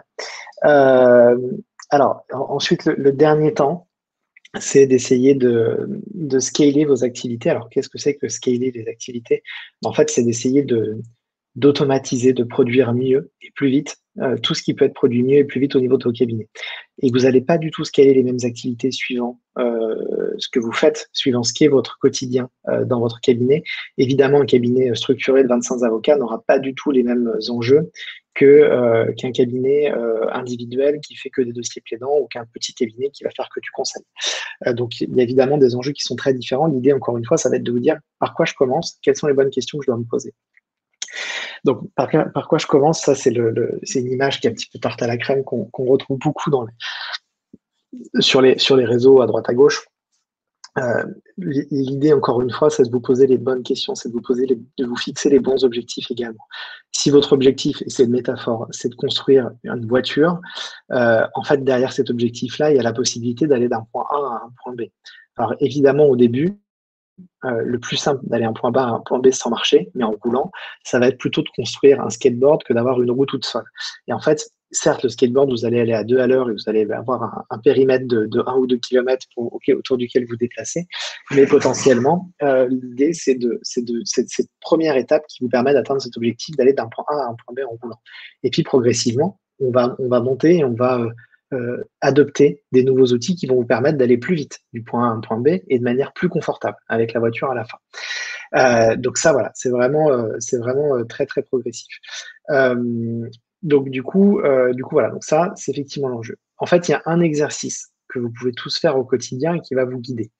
Dans cet exercice, et moi, c'est quelque chose qui m'avait marqué quand j'étais étudiant en master de droit. J'ai eu un moment donné où j'étais à la fois associé d'une start-up et en même temps stagiaire dans un cabinet d'avocats. Et pendant 6 mois, j'étais la journée dans le cabinet d'avocats et le soir, j'arrivais j'arrivais dans l'incubateur dans lequel j'étais et puis je prenais ma vie de start-upper, j'ouvrais mon Mac et je commençais à faire les trucs que j'avais à faire en tant que jeune entrepreneur. Et un soir, je me suis mis à discuter avec l'équipe. Donc, c'était ces grands open space, d'accord? Donc, on était plusieurs projets les uns à côté des autres. Et il y avait une équipe de nuit de développeurs dans le projet qui était le voisin du nôtre. Et les développeurs, un soir, me disent, mais finalement, pourquoi on ne te voit pas la journée?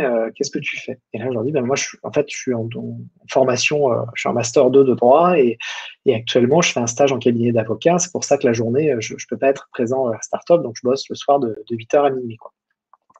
Et là, les mecs commencent à me dire, mais alors c'est quoi le boulot d'un stagiaire en cabinet d'avocat? C'est de faire le café, enfin, ils commencent à me chambrer un peu sur tous les stéréotypes du stagiaire.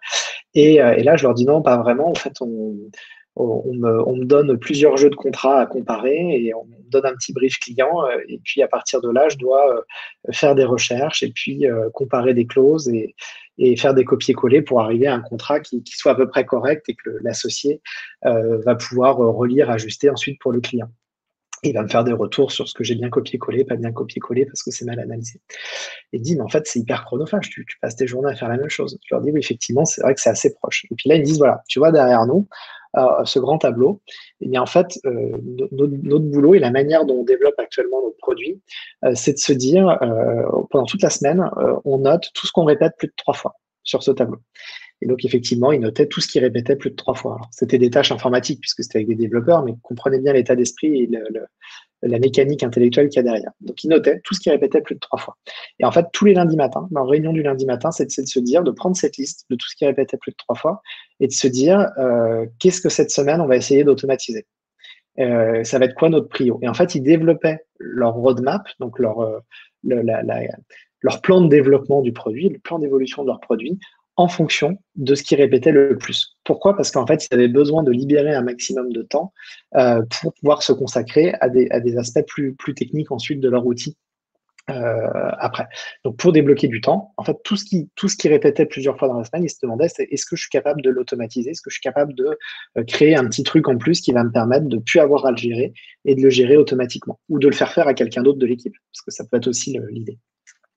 Donc, du coup, vous, ce travail-là, vous pouvez le faire dans votre cabinet au quotidien. Et cette grille-là, elle va être complètement différente suivant votre cabinet, son organisation, sa taille et ainsi de suite. Et en fait, l'idée, donc vous allez lister un certain nombre de choses que vous répétez plus de 3 fois. Par exemple, rappeler un client qui n'a pas trouvé mon adresse. Bon, bah, ça, potentiellement, vous pouvez résoudre ça parce que vous avez juste un problème de référencement sur Google. Répondre au téléphone, faire des recherches sur tel ou tel aspect du dossier, retrouver un dossier qui a été classé et que je parviens pas à trouver parce que voilà, je dois demander à mon assistante en permanence de le retrouver. Enfin bref, il y a des tas de choses que vous répétez, mais d'ailleurs bien plus de 3 fois par semaine, c'est plutôt 3 fois par heure ou 3 fois par demi-journée. Et donc, listez tout ça. Et à partir de ça, vous allez vous dire ensuite, est-ce que c'est normal que moi, avocat, tel que je suis structuré, je fasse ces tâches-là de manière aussi répétitive et souvent. Et si ce n'est pas le cas, essayez de vous demander si quelqu'un d'autre peut le faire ou si vous pouvez adopter ou trouver un outil qui va vous aider à le faire. Et donc, du coup, ça va vous permettre d'identifier, vous allez pouvoir classer ce qui est unique. Alors, je suis désolé, j'ai mal fait en fait mon tableau, je voulais le faire autrement. Donc, vous listez tout ce que vous faites plus de 3 fois par semaine et après, vous le classez en 2 catégories, ce qui est unique et au contraire, ce qui est unique et qui doit être fait par vous et ce qui peut être délégué ou géré autrement. Effectivement, il y a la gestion des mails est hyper chronophage et d'ailleurs, énormément d'entreprises aujourd'hui cherchent à tuer le mail en interne, notamment au niveau des équipes, pour n'avoir plus des échanges mails qu'avec les clients, ce qui peut rester hyper chronophage, notamment quand vous êtes plaidant et que vous devez échanger des jeux de conclusion et ainsi de suite, ou des échanges de pièces avec le client. Voilà, donc du coup, ensuite, vous allez pouvoir créer une matrice comme celle-ci qui va référencer à la fois la récurrence des tâches que vous faites et leur niveau de complexité. Et en fait, une tâche peu récurrente et très complexe, ça restera toujours vous qui allez la gérer. Ça ne sert à rien d'investir sur cette tâche-là. En tout cas, pas pour l'instant. Peut-être que dans 10 ans, l'intelligence artificielle vous permettra aussi de traiter ces choses-là, mais pour l'instant, ce n'est pas le cas. Pardon. Et ensuite, vous allez vous dire, OK, qu'est-ce qui est, par exemple, peu récurrent ou très récurrent et peu complexe? Ça, c'est des choses que vous allez pouvoir automatiser. Par exemple, il y a des tas de données très simples que vous allez demander à vos clients. Plutôt que d'échanger des pièces avec eux, créez un formulaire par lequel il va vous transmettre toutes ces pièces-là. Ou créez plusieurs formulaires par lesquels il va vous transmettre pour pas qu'ils soient trop longs et pas le décourager. Et déjà, ben voilà, ce temps, par exemple, de collecte de pièces, il est gagné, ou ce temps de collecte de données est gagné. Et il va, par exemple, vous permettre de drafter une première version de votre contrat, parce que vous avez automatisé la production contractuelle. Et donc, vous allez pouvoir gérer des tâches très récurrentes, assez complexes. Vous allez pouvoir les digitaliser partiellement. Évidemment, c'est vous qui avez la relecture finale du contrat. C'est vous qui mettez votre signature ou les derniers détails à la fin. C'est certain. Mais juste, voilà, pour bien que vous compreniez ça. Et puis après, il y a effectivement des tâches peu récurrentes, peu complexes.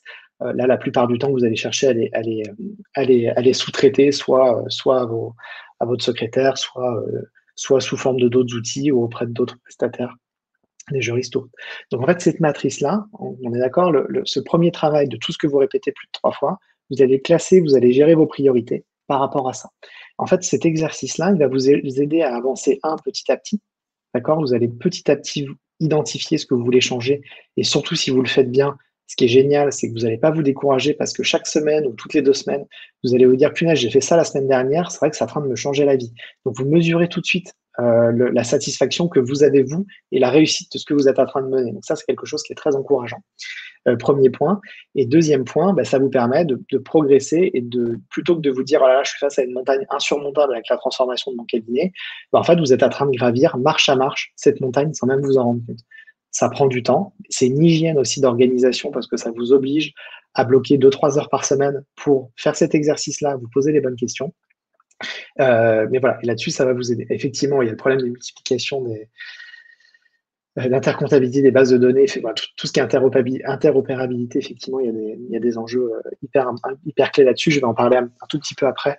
Je vais essayer de vous partager quelques axes de transformation. Alors, j'ai repris des slides de mon ancien associé de chez Hercule, qui ont monté d'ailleurs une techno d'automatisation de contrats et de process maintenant, qui s'appelle YoProcess, mais je me suis inspiré un petit peu de leurs slides que je vais vous présenter ici.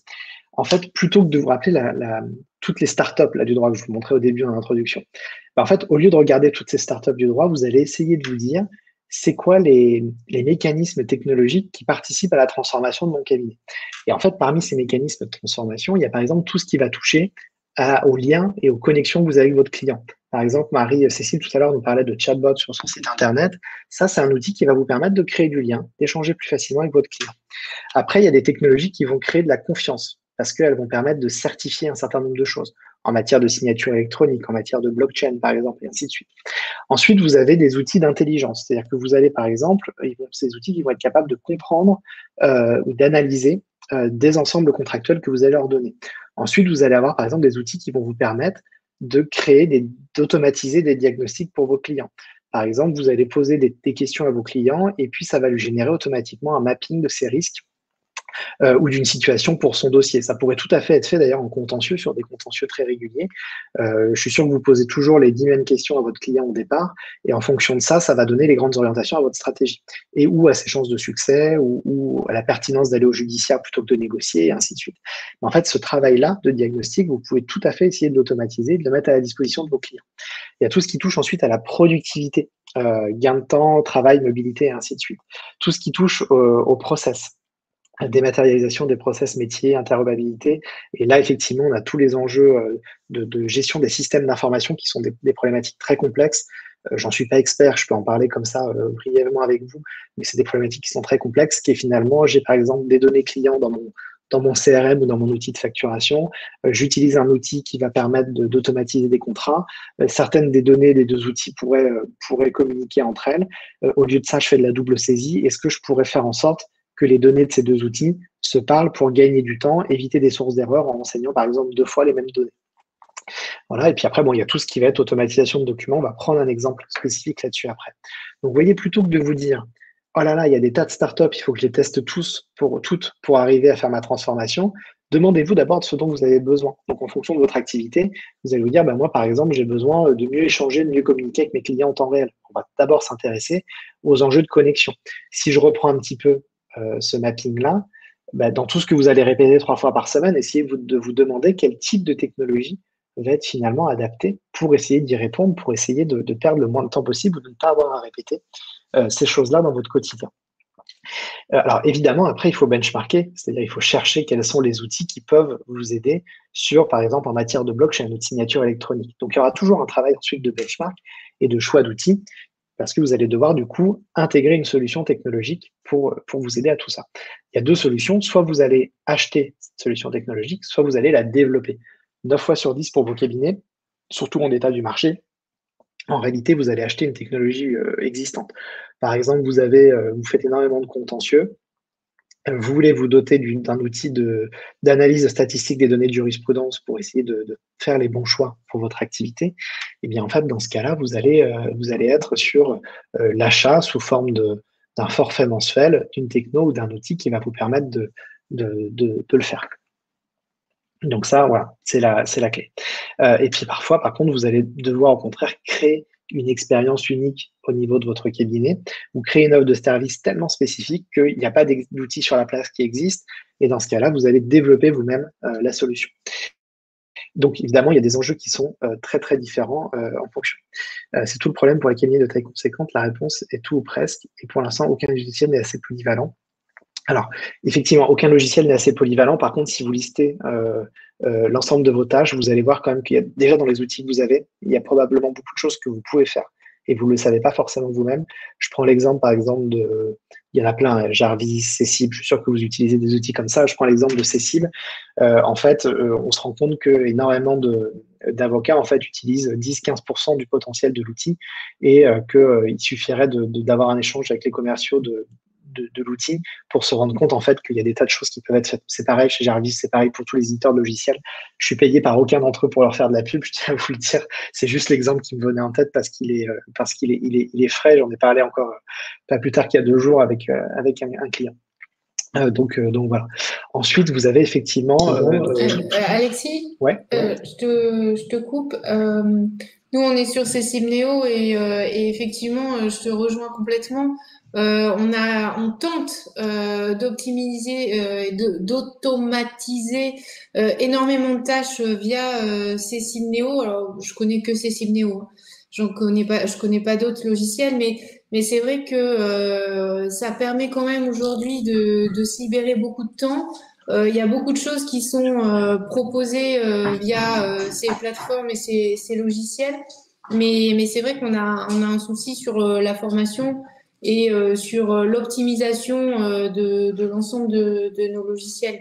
Mais c'est quand même une grande aide, je trouve, au sein de nos cabinets. Ouais. Et alors, oui, effectivement, pardon. Juste voilà, super. C'est tout le problème, je vois effectivement, c'est très dur de faire évoluer l'outil, c'est tout le souci. Dès lors que vous allez acheter une techno existante, vous n'allez pas forcément faire exactement ce que vous voulez. Par contre, l'avantage, c'est que ça va vous coûter moins cher. Quand vous devez si vous deviez développer un outil CRM complet pour votre cabinet, ça vous coûterait une fortune. Donc effectivement, la plupart du temps, il est préférable de louer l'outil, d'essayer de le paramétrer au maximum. Mais ça génère toujours des frustrations parce qu'effectivement, ça fait jamais exactement ce que vous voulez. Donc là-dessus, il y a toujours des blocages à ce niveau-là. Si je continue un petit peu sur l'option avant d'acheter un produit, tout l'enjeu, c'est déjà de bien lister toutes les questions et tous les objectifs que vous avez en testant le produit. Ensuite, vous le testez et ou vous le faites tester à vos équipes. Et évidemment, alors c'est du bon sens ce que je vous dis là, vous faites un retour d'expérience. Donc, tester des outils, effectivement, ça peut prendre un peu de temps. Mais ça vous permet aussi de découvrir les potentiels, d'être un petit peu les mains dans le cambouis. Encore une fois, l'idée, c'est pas de tester pendant 2 mois, c'est de vous donner une semaine, vous bloquez les 3 heures pour vraiment essayer de rentrer au fond d'un outil, vous dire bah, par rapport au problème que j'ai identifié le lundi matin, est-ce que l'outil que j'ai identifié est capable d'y répondre? Oui, non. Et puis enfin, à partir de la semaine de test que vous avez fait le vendredi, vous dites, OK, bon, bah, je peux continuer avec cet outil-là. J'ai besoin d'un peu plus de temps pour le faire tester, ou j'aimerais bien le faire tester à mes collaborateurs ou secrétariat pour, et voilà. Donc là-dessus, il y a effectivement un travail à accomplir de ce côté-là. Ensuite, si vous deviez développer un produit, on est forcément sur des cycles qui sont beaucoup plus longs. Développer un produit suivant l'expérience que vous voulez créer, ça va vous prendre 3 mois à 1 an ou plus. On passe par des tas d'étapes et qui sont coûteuses parce que vous devez vous entourer de développeurs, d'intégrateurs, de designers, de product owners, bref, plein de mots qui doivent vous paraître un peu chinois et c'est normal. Mais en fait, retenez qu'effectivement, on est sur une approche qui est beaucoup plus longue. Qu'est-ce qui va guider 9 fois sur 10 vos choix? De vous dire, est-ce que j'ai besoin d'un outil, de l'acheter ou de le faire? Plus vous allez vouloir construire une expérience spécifique et rare, plus vous allez avoir intérêt à créer votre propre produit. Créer son propre produit ne veut pas dire que vous ne pouvez pas intégrer des technologies existantes. Je prends l'exemple de la signature électronique. Vous voulez développer votre propre produit dans lequel il va y avoir la signature électronique. C'est inutile de développer de zéro cette brique-là, alors qu'aujourd'hui, vous avez des tas d'outils, certains outils qui peuvent être parfaitement intégrés à votre solution et qui peuvent faire ce travail-là. Donc l'idée, même en faisant votre produit, en construisant une expérience 100% adaptée à celle de vos clients, vous allez intégrer des briques de technologie existantes et vous allez éviter d'avoir à les redévelopper intégralement, ce qui est très lourd et qui vous coûterait à la fois beaucoup de temps, beaucoup d'énergie, beaucoup d'argent.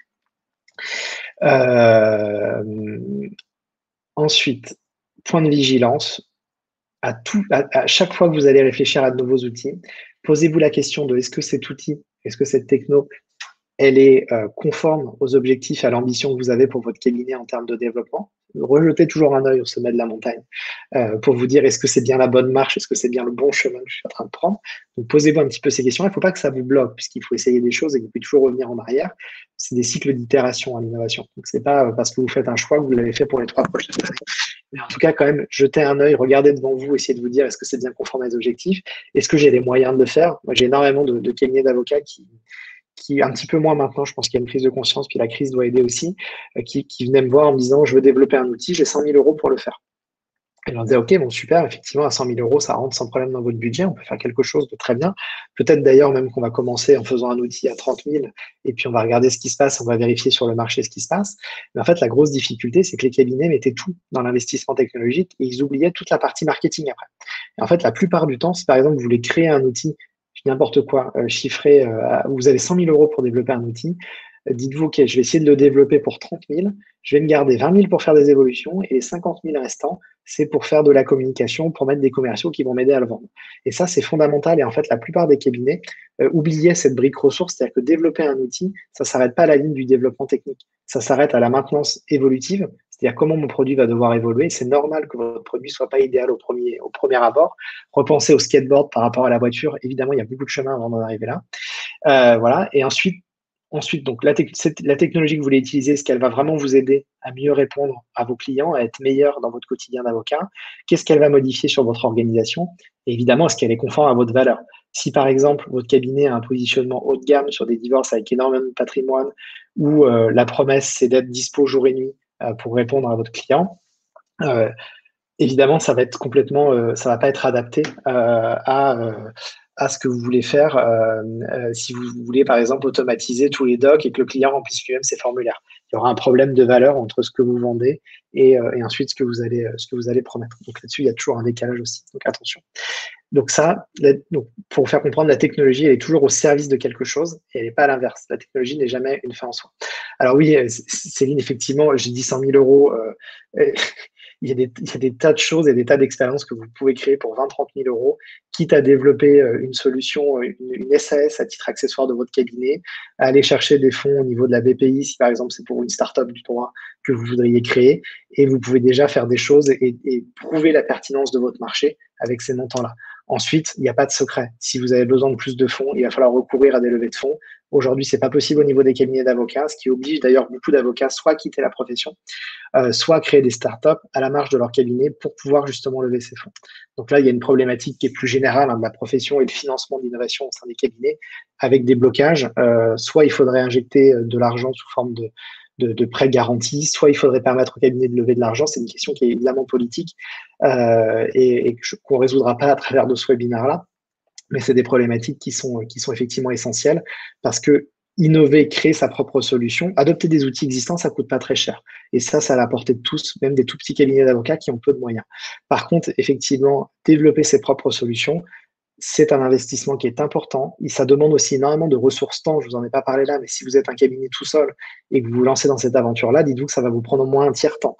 Et c'est un tiers-temps en moins à facturer, c'est un tiers-temps en moins à consacrer à votre activité classique qui vous permet en principe de vivre. Donc là-dessus, effectivement, il y a une asymétrie et il y a effectivement des différences de moyens, mais comme toute industrie concurrentielle, hélas, et la profession d'avocat n'est pas épargnée sur ce point-là. Quelques exemples en matière de gestion des contrats. Je vais juste prendre cet exemple-là sur lequel je travaille actuellement, qui est l'accord, donc mes accords collectifs. Je vais essayer d'aller, pardon, tac. Attendez juste un instant. Pourquoi ça marche pas? Voilà. Hop. Voilà. Tac. Voilà. Donc, par exemple, mes accords collectifs. Donc, vous voyez, alors, je suis désolé, je vais me tourner légèrement parce que mon écran est là. Enfin, non, ceci dit, je peux le faire comme ça. Donc, voilà, ici, on est sur un projet dans lequel la promesse, c'est d'aider les DRH à créer leur projet d'accord collectif. Et ensuite, ils peuvent se faire aider par un avocat pour la partie négociation, pour affiner éventuellement diverses clauses de l'accord. Mais en tout cas, le projet d'accord va générer tout ça. Donc, la promesse, c'est un projet d'accord, effectivement, low cost, qui va être accessible à toutes les DRH. Et en fait, comment on commence là, le projet? On va réaliser un premier diagnostic. Et en fait, ce premier diagnostic, on va avoir un ensemble de saisies d'informations. Et toutes ces informations qui sont saisies, ensuite, elles vont permettre de générer un premier diagnostic. Et puis ensuite, ce premier diagnostic va inciter le DRH à souscrire, à acheter des projets d'actes. Et donc, en fait, tout est un enjeu de collecte de données. Ces données-là, en fait, il y a un très gros travail qui est fait par un juriste qui va modéliser les actes, c'est-à-dire qui va dire si telle et telle donnée sont réunies, alors on va devoir générer tel accord ou tel type de risque va apparaître. Et donc, du coup, ça va créer automatiquement soit des actes, soit ça va permettre de mesurer un risque. Et tout ça, c'est paramétré. Alors, ça demande un travail de paramétrage important de la part du juriste. Ça demande de réfléchir complètement autrement à la manière dont vos contrats sont construits. C'est-à-dire que vous allez vous dire, finalement, dans mon contrat, quelles sont toutes les variables, quels sont tous les éléments qui bougent. Et tous ces éléments qui bougent, est-ce qu'ils bougent parce que le client me donne l'information? Est-ce qu'ils bougent parce qu'il y a des conditions qui sont réunies et la loi et mon expérience font que quand telle et telle conditions sont réunies, je dois ajouter une clause ou je dois modifier quelque chose. Et donc, tout ce travail d'hypothèse, il est très riche, il est très lourd à faire. Par contre, c'est lui qui vous permet ensuite de scaler, d'automatiser, de produire plus vite un certain nombre de choses. Évidemment, la relecture finale de l'acte, c'est vous qui la faites. Mais vous avez gagné, au lieu de passer 10 heures à rédiger votre acte, vous n'allez plus passer que 2 heures de relecture et de finition. Donc, vous avez gagné énormément de temps. Voilà pour l'exemple que je voulais prendre avec vous ici autour de l'accord collectif. C'est tout à fait envisageable, ce type de process. Là, je vous ai pris l'exemple sur l'accord. Vous pourriez tout à fait envisager des procédures amiables de façon semi-automatisée de cette manière-là et des tas de choses qui pourraient suivre le même type de mécanisme, c'est-à-dire de la collecte de données que vous avez paramétré d'une certaine manière et qui vous permet de générer un contrat, de déclencher une procédure, d'estimer un risque, et ainsi de suite. Voilà pour ce qu'on voulait vous présenter aujourd'hui. Voilà, normalement, je reviens sur ma slide. Alors, est-ce qu'on a des questions? Oui, effectivement, même 30 000 €, c'est pas à la portée de tout le monde, surtout en ce moment. C'est clair. Encore une fois, si vous êtes en période de crise, c'est pas le bon moment pour lancer une start-up du droit à la marge. Si vous avez une activité qui est fragile et si vous êtes vous-même en difficulté économique, c'est certain. Et vous avez probablement intérêt à vous dire quels sont les petits outils que je vais pouvoir changer, qui vont changer mon quotidien, qui vont me permettre d'être meilleur vis-à-vis des clients pour pas perdre justement vos clients, que de vous dire je me lance dans une aventure entrepreneuriale à part entière, j'investis énormément dans de la tech ou dans un outil ou dans un produit. Après, c'est à vous de mesurer ces risques-là. Ce sera peut-être plus le cas dans 2 ans et j'espère qu'on aura tous sorti la tête de l'eau et que vous pourrez à ce moment-là redévelopper des choses. Alors, exactement, c'est à la mesure de vos moyens, de vos objectifs. Déjà, et c'est le b.a.-ba, ayez tous un site internet, même une page pour présenter vos activités. Marie-Cécile, vas-y, je te laisse parler. Excuse-moi. Vas-y, vas-y. Allô, on t'entend pas? Là, vous nous entendez? Ouais. Donc, je rebondissais moi, sur la réflexion de Céline. Si, on parle bien de la digitalisation des petits cabinets. Hein. Nous, on est un petit cabinet, Céline.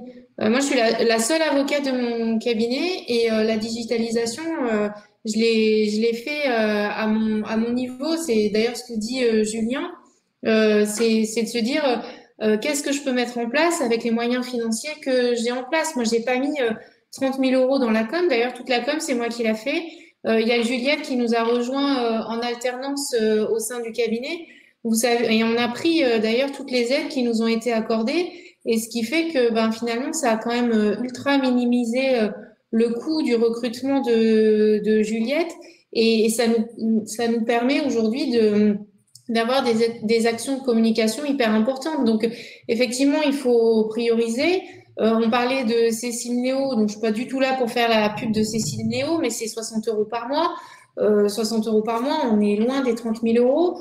Donc aujourd'hui, vous pouvez faire de la com à votre niveau avec les banques d'images dont parlaient Alexis et Juliette tout à l'heure. Donc franchement, c'est pas une question de budget, c'est une question de volonté. Il y a aussi moi personnellement, j'utilise des logiciels comme Adobe, etc., donc qui nécessitent une licence. Mais il existe des logiciels entre guillemets, des sites qui s'appellent Canva, des choses comme ça qui permettent de faire des créations préfaites gratuitement. Donc c'est aussi un bon moyen pour vous de pouvoir commencer un peu une communication. Ouais, nous avant l'arrivée de Juliette, c'est moi qui faisais mes propres communications sur Canva, où effectivement vous pouvez faire vos bannières de Facebook, vous pouvez faire des petites animations vidéo. Enfin, franchement, ça se fait vite. En plus, ça se fait sur un iPhone et sur un iPad. Donc, CANVA, Canva.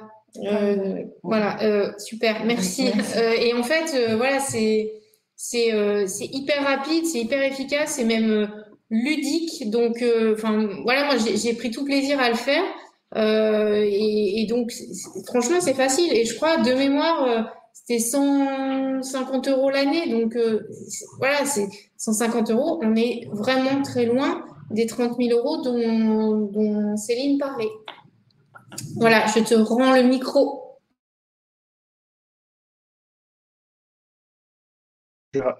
Faut que je le réactive. Est-ce que vous avez Alors déjà, est-ce que ce qu'on vous a raconté vous a apporté des choses? Est-ce qu'on répond à vos besoins? On aura un petit formulaire de satisfaction. Alors, vous allez tous recevoir un email avec un lien vers le replay, un lien vers la présentation, un lien vers notre webinaire Legal Design, parce que je crois que ça intéressait un certain nombre d'entre vous, si vous voulez le regarder aussi. J'en profite pour vous dire, parce qu'on en a parlé sur LinkedIn, on a 2 formations qui arrivent dans les 2-3 prochaines semaines, une sur LinkedIn, une sur le legal design. Donc, si vous voulez approfondir ces questions-là, on a un produit et toutes nos formations sont éligibles au titre de la formation continue. Donc, en principe, vous pouvez obtenir également une prise en charge par le FIFPL qui vous coûte rien du tout. Donc, ces formations-là, elles arrivent très bientôt. Donc, si vous voulez les suivre en plus, voilà. On en a une également sur la cybersécurité qui pour le coup est sortie. C'est notre première formation payante qui vient de sortir. Donc, si vous voulez creuser des questions un petit peu plus techniques pour avoir des bons réflexes déjà en matière de cybersécurité, c'est pas forcément technique impossible à suivre. Au contraire, c'est plutôt technique. C'est des astuces, des choses très simples dans votre quotidien qui vont vous aider à déjà avoir des réflexes de protection des données que vous pouvez avoir, des échanges que vous avez avec vos clients. Donc voilà, on vous envoie tout ça. Je voulais heurter personne en parlant de chiffres 100 000, 30 000. Chacun fait avec ses moyens en fonction de ce qu'il peut. Après, si vous vous lancez dans une aventure entrepreneuriale, objectivement, si vous n'êtes pas capable de trouver 30 000 euros au début, vous allez avoir beaucoup de mal à lancer votre activité. Sauf si vous le faites au sein de votre cabinet, vous pouvez le financer en fonds propres, vous pouvez trouver des fonds BPI. Il y a des tas de choses qui vous permettent aujourd'hui de trouver 30 000 euros. Donc, il n'y a rien non plus d'insurmontable, mais c'est important. Voilà. Et la plupart du temps, vous verrez que vous pouvez déjà changer votre activité. Le message, c'était pas que je vous dise que ça coûte 30 000 euros. Si vous avez retenu ça, ça représente que 2% des cas dans lesquels vous devez investir autant. Dans 98% des cas, vous allez investir dans un outil qui va vous coûter quelques dizaines d'euros tous les mois et qui va changer votre vie, votre existence. Donc ça, c'est ce que j'aimerais que vous reteniez évidemment de notre échange, de ce midi. Voilà. Est-ce qu'il y a d'autres questions? On a encore 2-3 minutes. Vous voulez rajouter un mot, Marie-Cécile, Juliette? Oui, moi je voulais revenir. J'avais vu, mais c'était vraiment au début, enfin c'était quand même il y a quelques temps. Il y avait une personne qui n'était pas très en accord avec le fait qu'il fallait se développer avec les réseaux sociaux. Et je peux comprendre parce que c'est quand même quelque chose qui est assez nouveau et encore plus le fait que les avocats puissent communiquer. Et c'est vrai que ça peut faire un peu peur parce que c'est toujours compliqué de savoir enfin, quelle est la limite, entre guillemets, de ce qu'on peut partager. Mais je pense qu'il y a aussi des moyens beaucoup plus institutionnels comme le papier, etc., qu'on peut revoir. Non, mais je sais pas, mais enfin, la communication print, elle est hyper importante aussi et elle peut se revoir. Et elle peut aussi, selon moi, être hyper importante pour se moderniser, avoir déjà une communication plus... Non, mais ça, je suis assez d'accord. En fait, faut être très vigilant à l'image qu'on va véhiculer en utilisant les réseaux sociaux. On n'est pas là pour abîmer l'image de notre profession. Maintenant, vous avez le choix d'être l'avocat en costard ou l'avocat en jean basket. Voilà. Aujourd'hui, en 2020, je suis pas sûre qu'on vienne tous en costard dans nos cabinets. Donc, voilà, soyons modernes tout en restant respectueux de notre profession. Et on t'a demandé... Ah oui, l'information, en fait, pour les aides de recrutement, c'était les 8 000 euros pour les salariés, les personnes en alternance. Donc, en fait, on a la chance d'avoir une convention qui nous permet, une convention nationale des avocats, là, qui nous permet en fait de prendre en intégralité les écoles de web design, donc la formation de Juliette. Et en plus, on a eu une aide du gouvernement de 8 000 euros. Donc, ça a été non négligeable pour nous. Et très sincèrement, voilà, c'était un petit investissement. Il y a toujours un reste à charge, mais c'est toujours un petit investissement. Mais c'est ma Juliette, alors je la garde.